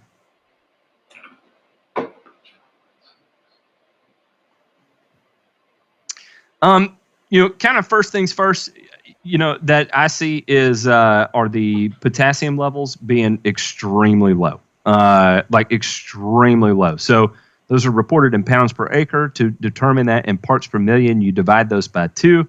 So, we're talking less than 60 parts per million on one side, and it looks like the other side is at 100, and that's 100. So 50 parts per million and 57.5 parts per million on the other. That is critically deficient. Like, I'm having a panic attack right there immediately off the bat, and that's even before I looked at the pH. And then after looking at the pH, now some people are going to get real excited about this. I don't freak out as much about a pH of 5.4 or a 5.6, especially with common Bermuda or tall fescue. I can, I'll wait till the end of the year to start making my lime applications. I can get through the season. It may be a little bit of a struggle. I may have to get a little aggressive with my nitrogen, but I can survive till the end of the year. But the one thing I will not cheap out on this yard on is ample amounts of potassium. I will go loud and proud with it all year long. With every application, I'm applying 1 unit of potassium for every unit of nitrogen I apply. So the one thing I'll say is, if you look at this, it's a Malic 1 extractant. So I think there was a question in the chat, I kind of brushed over it. But that. What? didn't say it I was didn't Malic see 1? it was a Malic 1. And it's No, in that was pounds my per fault. acre. Okay, so here's what I want to say. Malic 1 was a really strong acid, right? Malic 2, they buffered it down a little bit. Malic 3, they buffered it down even more to be as close to 7 as they possibly could, still be a little acidic, right? So cut this number in half, and you're down to what, 55 parts per million? And then understand that on a Malic 3 versus a Malic 1, the Malic 1 is going to pick up somewhere around 30% more parts per million on phosphorus, right? So right now we're looking at, we could be 25, 30 parts per million on phosphorus. So I'm 111 on this all day long, right? Might even do some supplemental potassium apps like Matt was saying, come out there with a sulfate of potash and go with that. Other thing too, obviously with the pH being low, obviously it's going to be calcitic lime, but if you look at that calcium magnesium ratio, that might be something too where we could throw some gypsum out there just to bump the calcium a little bit, help us along there, because this is going to be a little bit tighter soil, right, with that much magnesium relative to the calcium level. So that's what I see. But yeah, again, picking up on what kind of extractant we're using and knowing that, particularly on phosphorus, we're going to be 20 to 30% higher on what we're picking up on the test. And I think potassium, if I remember correctly, is roughly the same. Roughly the same. I'll look it up for you here real quick, Matt. Okay, I know there is a variation between Malic 1 and Malic 3. I know there's a way to kind of like pseudo convert the two. I don't know what exactly that is. Ray, taking a look at this, what are you thinking? Well, I'm basically Look at Ryan thinking busting out his old college workdude there. He's going to flip Yeah, through the I know. pages. You gotta have this. You gotta have it. You gotta have it handy. Are Like this is the Are Bible. you keying Like, your index there? I sold mine.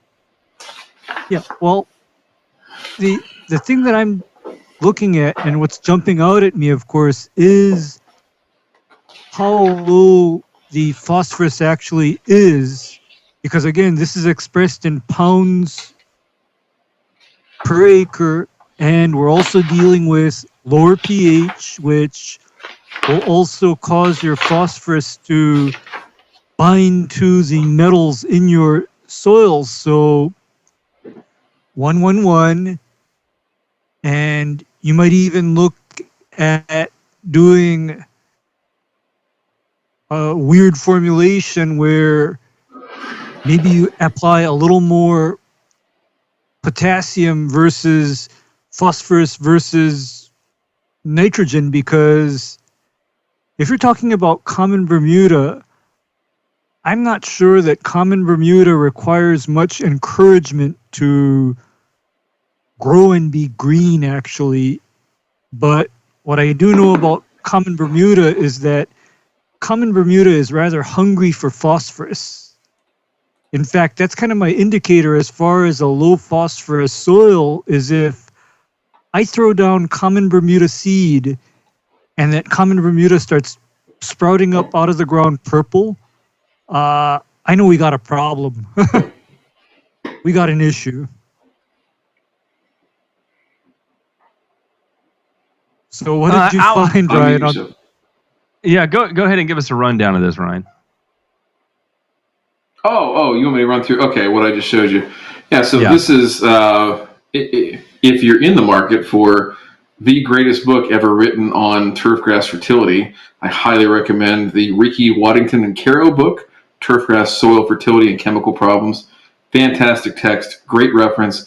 Always have it on the shelf, right next to Reader's Digest and Glamour.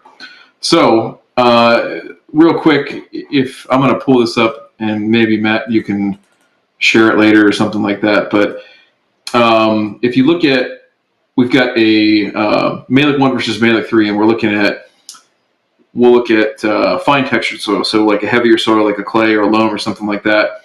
We're picking up somewhere about 12 to 13% higher readings on the Malic 1 than we would on the Malic 3. So then on, let's see here, on the Malic 3, and then we go over to potassium is that way, and then phosphorus, I don't have the chart in front of me, but it's basically the same thing on phosphorus, based on what I'm seeing here too in the text. I didn't take a picture of that. But so again, that 12, and it can get as high as 30% So that's something to take into account when you know what your extracting method is. That's really important. Fun facts there. Fun facts. Somebody commented and said, how important are the NPK ratios such as 412, 101 in comparison with the ratio that the plant tries to keep, like a 412 or a 311? And I'll A kind of put doctor this once told me it was supposed to be 712. A doctor once told me that. As the, it is important, He is a right? doctor. Because the recommendations we're making are based off what the deficiencies in the soil are, right? And if you have a deficiency in the soil, obviously you are applying to try and make sure you have ample of what that deficient nutrient is, so that way you do not run into a situation where you have a plant failure or a loss of performance at a critical time, like during periods of traffic and stuff like that. So if you've been listening tonight, you have not heard a single 412 recommendation or a 311 recommendation tonight, and that's because we're trying to maintain what's in the soil at such a ratio that the plant can use it at the ratio the plant requires. And that's why we have to adjust our ratios to fit what those deficiencies in the soil are, so the plant has access to be able to use it in the correct ratio that the plant wants to use it. You don't have anything to add to that? I may have not have done a very good job of explaining it. So where do we get that ratio from, right? If we were going to dry down grass leaves, right, and do a tissue test, well, that's a common test that's done on professional turf, right, to see what's actually in the plant. It's a snapshot in time. It's a very volatile number, but the point is that from a textbook definition, we should have something around like a 613. That's textbook. Now, in real terms, we're more likely to see like a 412.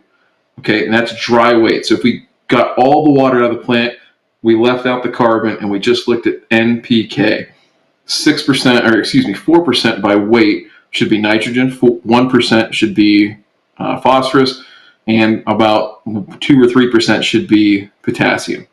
So the whole thing is, you'll see people say, well, if you supply the soil with those ratios of nutrients, then the plant will be fine. Well, clearly we're showing you the limiting factors that different soil types in different regions of the country have to be able to actually take that up, right? N is going to be the driver of this whole thing. So if we can't get the requisite amount of N to the plant, then all the other macros that come in behind it are pretty much irrelevant.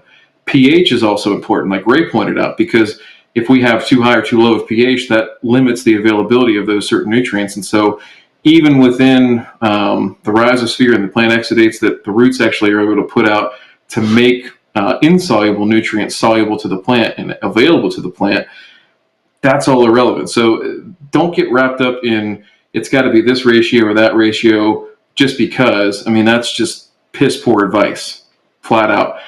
Looking at the soil test and understanding the variables that are located within there. So again, the type of soil, the parent material, the pH, and then looking at those different levels, we're trying to compensate, like Matt was saying, to adjust for the imbalances or inadequacies in the soil so that the plant has access to as many of those nutrients in that proper ratio as it can get. The plant's going to take care of itself, right?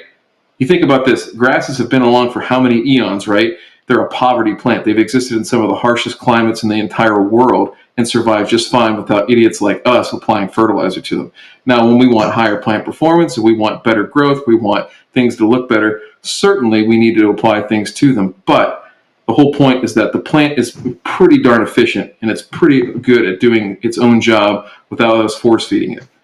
I'll leave my time back. We lost Matt's camera. Ray, what do you think? Please, Ray. I basically Please. ignore the those made up ratios because I'm also tracking what is in the soil and what the plant is trying to pick up, because the grass will basically try to take care of itself if we humans give it what it wants and don't try to induce or impose a starvation diet on it, especially if we're inducing another stress on that turf in the form of constant mowing and us walking on it, football players, dogs, cats, etc. So I'm all about giving the grass what it actually wants, when it wants it, and I'm not beholden to that magic 412 number either, because that 412 becomes very irrelevant, for example, if we're talking about like a soil test in front of us, which is actually very deficient in both potassium and phosphorus, right? 412 is not going to supply what the grass actually needs in a situation, because I could agree with 412 applied as a foliar supplement if, say, the soil test read to me 6.5 pH, phosphorus at least double the pounds per acre, and potassium at double the pounds per acre that it's displaying right now. Then I could get on board with just spoon feeding it small amounts of 412, as I want additional color and growth out of the grass. But this is not the case. This is a soil that just needs help. I think that's everything we needed to say about that. All right, we're going to do, let's see here. We'll do one more, and then we'll call it for the night, and we'll see when we can schedule the next one. This is going to be Mr. Meeks. Bear with me. Man, there is one I really want to get to. So bad. Let's see. Actually, Ray, we'll pick up with this one on the next one. Can you skip forward? I'm sorry, J Pink. Can you skip forward 2 more? It'll be number 25. And okay, great. Thank you, sir. And I am going to hang on here. So this is 2 years, different test methods. And he said this is an interesting soil test. And I took a look at this and I immediately knew what was going on with it, right? So he said, listed are 2 soil tests from my lawn. August test is written below the printed January test. I've hammered my lawn between the August test and the January test. I've applied starter fertilizer in September, again in November. I spoon-fed even more nitrogen during this time. I applied Lesco Carbon Pro G several times. I'm running GCF products every month for over a year. I've been super aggressive to my lawn because I wanted to see what happened, but I don't understand the drop in the readings in these 2 soil tests after doing all the above. It makes 0 sense to me. Please help. And so what I immediately, it goes perfect with what we just talked about with nitrogen driving the bus. And so we see an increase in phosphorus, right? I'm sorry, we see a decrease in phosphorus. We see a decrease in potassium. And why all of this is occurring is, okay, you applied an application of starter fertilizer. You applied 2 applications of starter fertilizer. And then you applied a bunch of biostimulants and nitrogen. That's it. There was no potassium in the program. There was no structure or rhyme or reason for why you applied what you applied. You were just chasing whatever it is you were chasing, whether that be a trend or a fad, whatever the case may be. There was no agronomic approach or reasoning to why you were applying these things. And that is why you see a general decline in the overall nutrients. Now, that being said, the decline you saw is not all that bad. It actually helped you out more than it hurt you. So that worked out. You could totally live by bringing down your, oh, damn it. These are all pounds per acre. I'm sorry. Let me take that back. You did drive it down, and you drove it down to critically deficient points, basically at this by not having an adequate plan and applying, in my opinion, when I read that's what you were doing, that you were pushing it and you were driving it and you were steering it in certain directions with no real clear direction on what you were going other than you were going hard. You were going hard in such a way that it's going to drop your nutrient availability. It's going to increase your nutrient removal rate from your soil.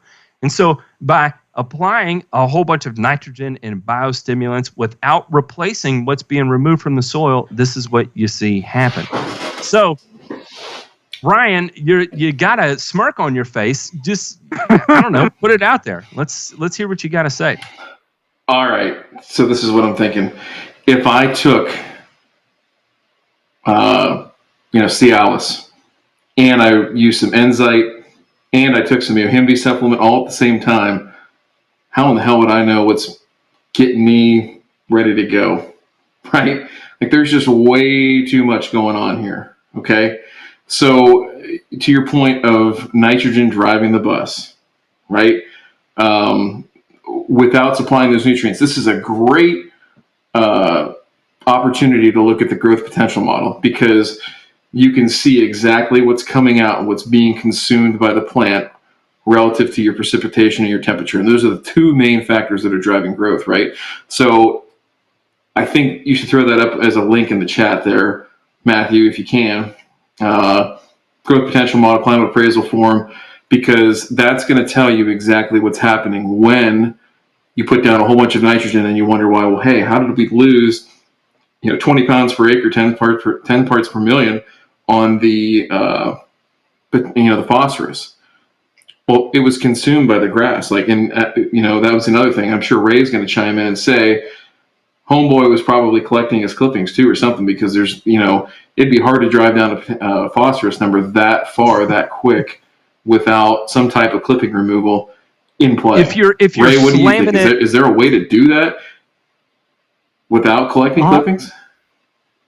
Actually, it is rather hard to remove, but I actually see stuff like this here locally, where here's what guys do to their lawn that is the example of the, I call that being on steroids without having the adequate diet to go with it. And what guys do here is they make their lawns glow in the dark with ammonium sulfate, Ryan, but they're cutting grass 2 or 3 times a week, and they're picking up every last clipping out of that lawn. But make note. Exactly. They have to, because the damn growth rate is through the roof. The only way they can keep up with it is by collecting the clippings. Otherwise, they're going to have a pile of debris across the entire property. They're going to have rubbish, attached all over the lawn. But then my point is that by doing something like that,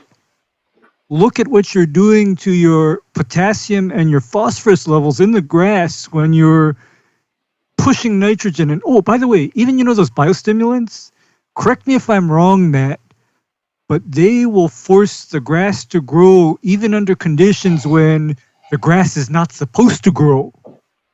Yeah, when you are hormonally stimulating the plant, when you're manipulating the hormones in the plant, just like if you manipulated the hormones in the human body, you are triggering metabolic processes, all kinds of internal processes that are going to take place to drive growth, repair, or whatever the case may be. And in order for that to happen, you're tapping into N, P, and K, and of course our micronutrients from the soil in order to complete all those physiological processes within the plant. So if you do not have a matching agronomic program to go with the aggressiveness and the biostimulant program or whatever it is you're doing, you're not helping yourself at all. Yeah. Go, Ryan. Go. I see the look on your face, Ryan. Come on. This is the thing. Okay. So I'll just say it pisses me off when, we try to throw the kitchen sink at stuff and we don't know what we're doing, right? I've said this before in other forums. I'll say it here right now. We get so wrapped up sometimes in products, in solutions, and things like that we're too blinded by that to go back and look at the basic science of what's going on, right? The knowledge that we need in order to be successful. And sometimes it takes making mistakes to get that knowledge. That's okay, right? There's a ton of failure on the path to success. Somebody told me that today, and I hadn't heard that one in a while, but it's the truth. And in this case, I think that's what we're facing here. But I'll say this, right? Is I hear all the stuff that went into this lawn, and it didn't do a damn thing. In fact, it made it worse because there wasn't a cohesive plan and strategy. So don't get wrapped up in products.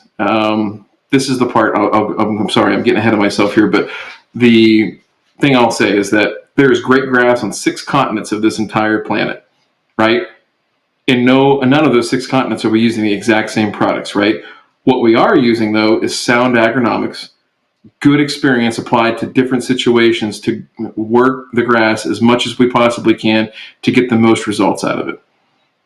So it's not reliant on products, right? It's reliant on people, and it's reliant on knowledge. And sometimes even we don't have all the answers, right, Matt? Right, Ray? Sometimes we have to go ask the questions of other people to get the information that we need to do better. And so this is a case of that. This is somebody that tried to apply solutions and tried to apply products to work their way out of a situation, and ultimately they failed. It doesn't mean that it's a complete failure and the railroad's got to be completely renovated or anything like that, but it means that they spent their time, their money, their effort, and it was wasted. It was for naught. So now it's about picking up the pieces, finding a new direction, a new path. But I hope in this case that it's based around sound economics, science, and a willingness to learn why things are happening rather than just what to do. Yeah, I get asked a lot if I will compare products, like compare product A to product B. Like, for instance, when I did the micronutrient video, I was getting a lot of questions about comparing this, and that's not my responsibility, and I don't feel comfortable doing that. I do enough to harm my own career day in and day out, and I do enough of product calling out by name from time to time too. But again, the whole premise of us coming together to talk about these types of things is to be able to give you the tool set to be able to make those judgment calls yourself, to hopefully learn the pieces of what we talk about to develop a cohesive agronomic program like you talked about. Go ahead, Ray. I'm looking at this test and this scenario that you laid out, and I also got to tell you the flip side to this. There are people I know that don't know anything about pH, agronomics, whatever, and they treat their grass tough. I'm talking about they're the guys that are mowing 2 and 3 times a week, and they're picking up every clipping and they're mowing low. But do you know why those guys do not crash or have severe problems? Do you know why they don't have problems, Matt? Because they're applying enough NP and K to support their habit.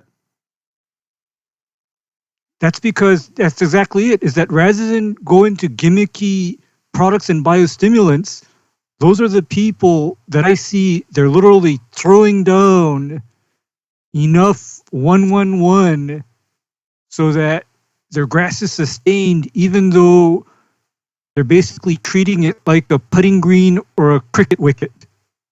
The grass survives because they're feeding it. And I want to make it clear, we're not saying that the only answer is a 1-1-1. That is the approach. We have evolved as an industry to move beyond that, to make individual adjustments year by year, season by season, to be able to get away from taking that approach. But Ray's point that he's making here is that again, they have the management style that supports that kind of fertility program, whether it's environmentally responsible or not. That's a whole different video that we could have on it.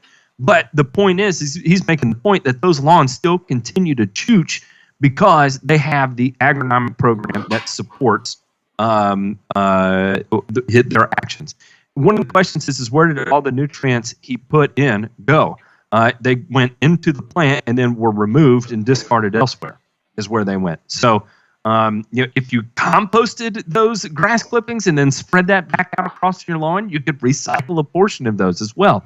But again, I think I've harped on it enough. Ryan, you got anything else you want to add?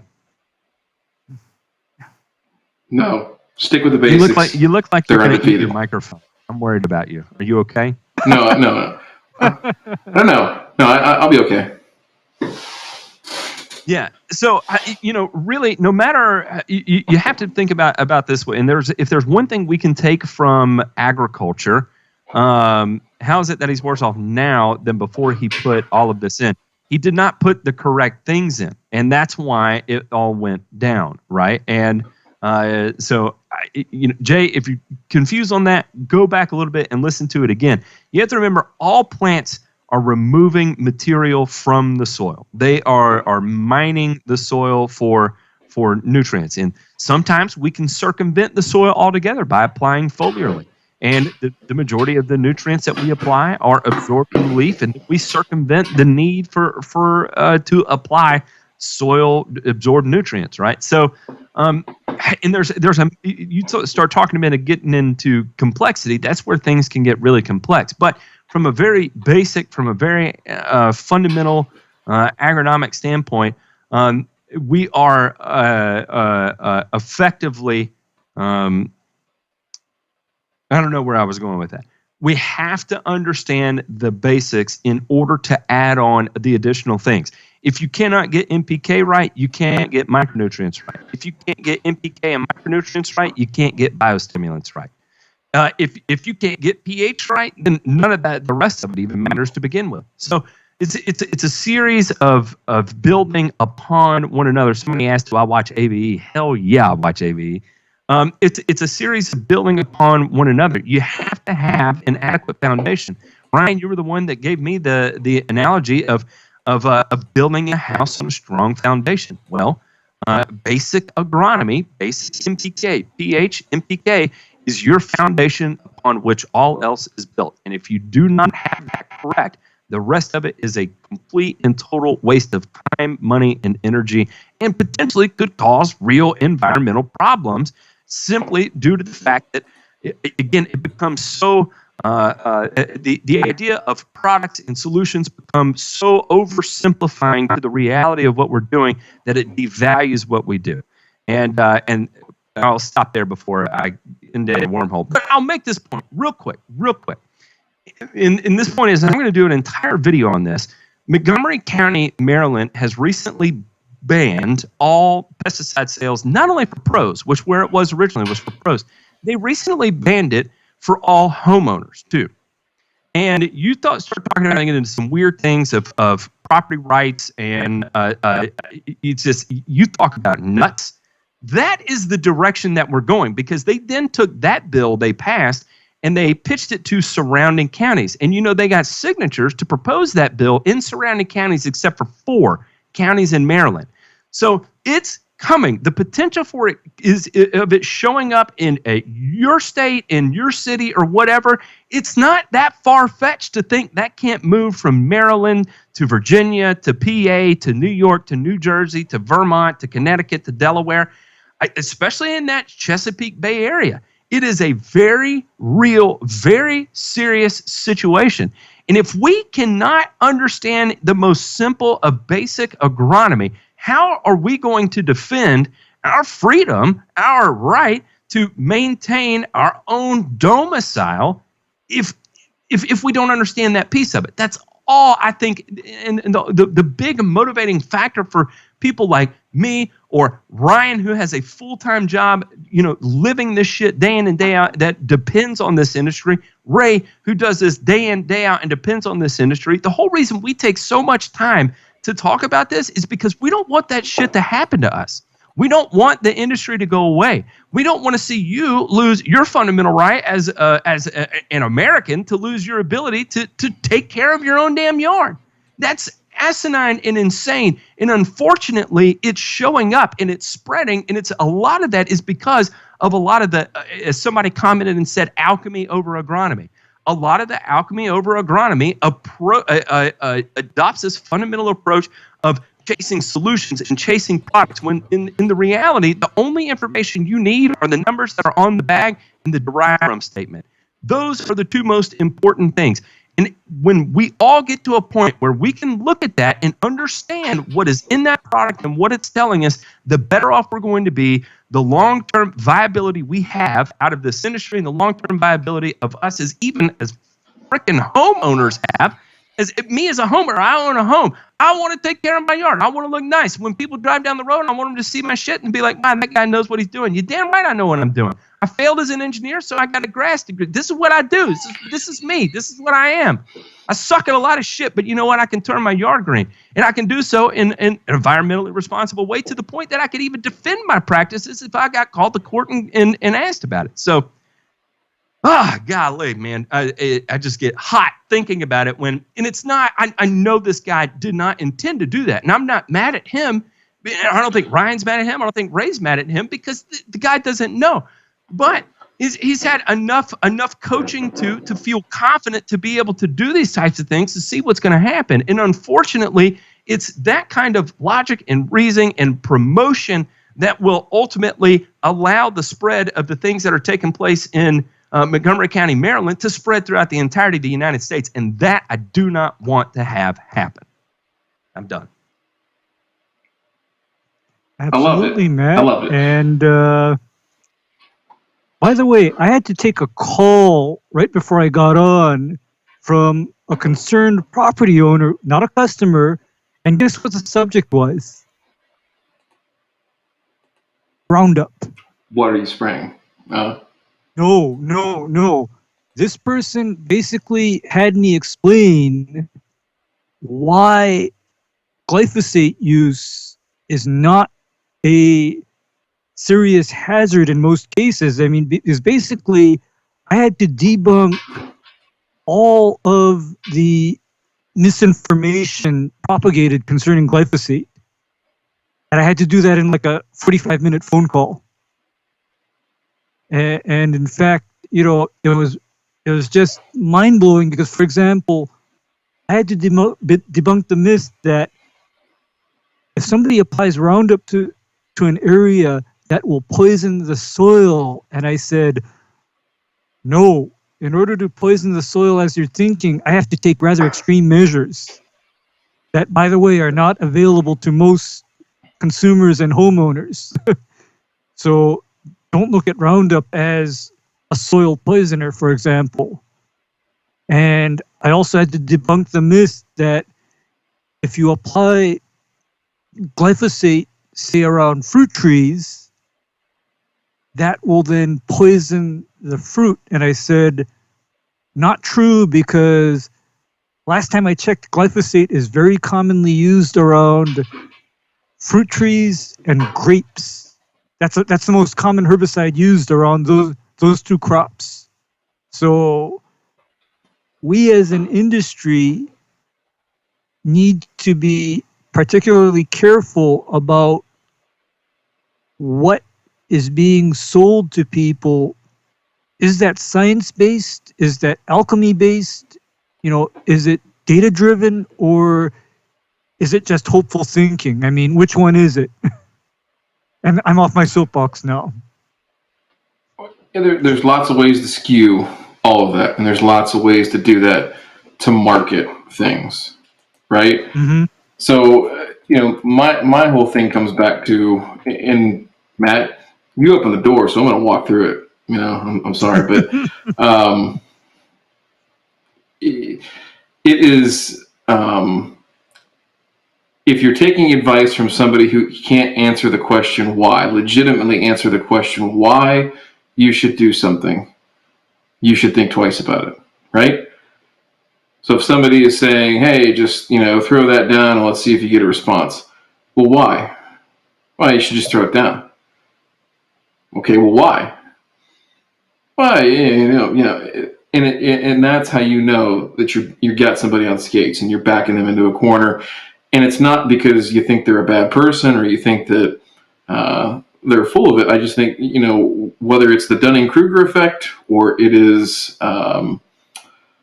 you know, something else at play, whether it be marketing or otherwise, I think that's just a really, really slippery slope to go down if you're not being careful about what you're doing. So I have, you know, serious misgivings as a professional about people that try to impose their will on giving advice without a sound reasoning on why. And to your point, Ray, like the data-driven side can be manipulated. You know, you've seen it in the pro world for a number of years, you know, with vendors that are supplying soil tests and giving you recommendations, and that same playbook is being played out right now. It just is. Absolutely. Right? Yeah, that's an old standby that 25 years ago you could bank on. Oh yeah, you know, get a soil test at Lesco. Oh, well, yeah, you need this and that and this. I mean, if you don't get this, it's like going in to get your oil changed. Oh, hey, yeah, I know you're just here for a $40 oil change, but you know, there's like $2,000 worth of work you need done, because if you don't do it, you know, I don't know if you're gonna get the wife and kids home in this thing, you know.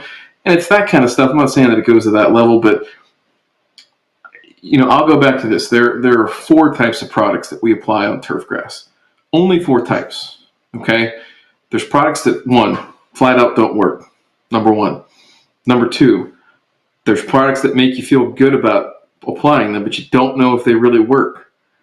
Okay, those are sold through really good marketing.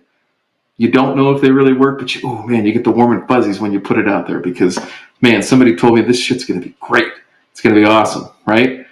And then you got the products that you know they really work, but they don't make you feel great, right? And Ray, you've got a ton of those, and I've got a ton of those. Those ones are really expensive, right? They're like a good divorce lawyer. They're expensive because that shit works, right? They're going to get it taken care of for you.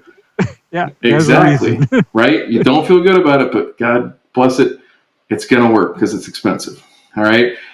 And then there's number 4. There's products that make you feel good about applying them because you know they really work, and that means that they're a good value.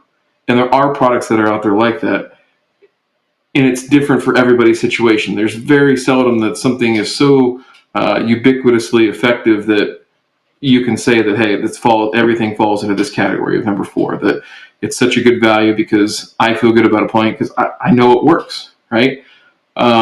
So find out what those products are for you in your particular situation. I don't care if you're a homeowner with, a 2,500 square foot lawn, or if you're a pro applicator, a solo guy that's got 250 acres, or you're a sod farm that's got 2,500 acres. I don't care. Scale is irrelevant to knowing what you're putting down, and more importantly, why. And somebody being able to tell you why, and you not being the smartest person in the room and being able to say why. If you saw what goes on behind the scenes with Ray and myself and Matt, you would know very completely that we are not know-it-alls. We are completely fallible. We have killed a lot of grass, respectively and collectively. And in our efforts of doing that, we have learned a tremendous amount of information, knowledge, and gained that experience that we need to say, okay, hey, I need to ask some better questions on not just why of this, but take it to another level and ask why that, why that, why that, and take it up a notch.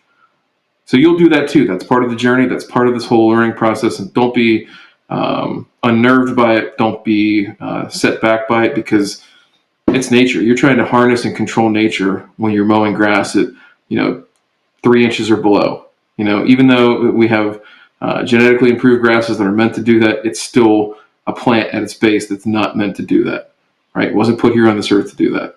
So be comfortable with that and understand the why, and we'll all be a lot better off for it. I'm done now. It's all great information, and I all of us have built careers in this industry, and a lot of that has come through as much experimentation as it has just sitting down and reading books, right? Because there is a stark contrast. Like you said, data can be manipulated. There's no doubt about it. There's no doubt about it. There's tons of it out there, and it's not always easy to pinpoint too. We could probably do a whole show where we would have to cloak our identities to go through things like that, because we would be blackballed from the industry. But you have to remember that. I don't know. Okay. I'm gonna keep from screaming at the computer screen again for the rest of the night. But I think we've said enough on that. Ray, Ryan, thank you so much for joining me tonight. We'll be back soon for everybody at home. Of course, we have more stuff to cover. But most importantly, coming up, we're going to start working with professional applicators and designing programs from the ground up based off the data that we have, the information we have. So to kind of warm the palate and get things going. You can head on over to we have a. You can go to allproturf.tv. I'm going to throw a link in the chat right now and subscribe to the channel, because we're going to be moving this over to there. First off, we're going to be doing some work with Lushy, and then also Bush League Lawns, just using the information they provide to us to develop literally what a ground up program looks like based on the constraints that they operate in. So check that out. Give us hit the subscribe button over there and hit the bell notification, and we'll catch you on the flip side. Thank you all for tuning in tonight.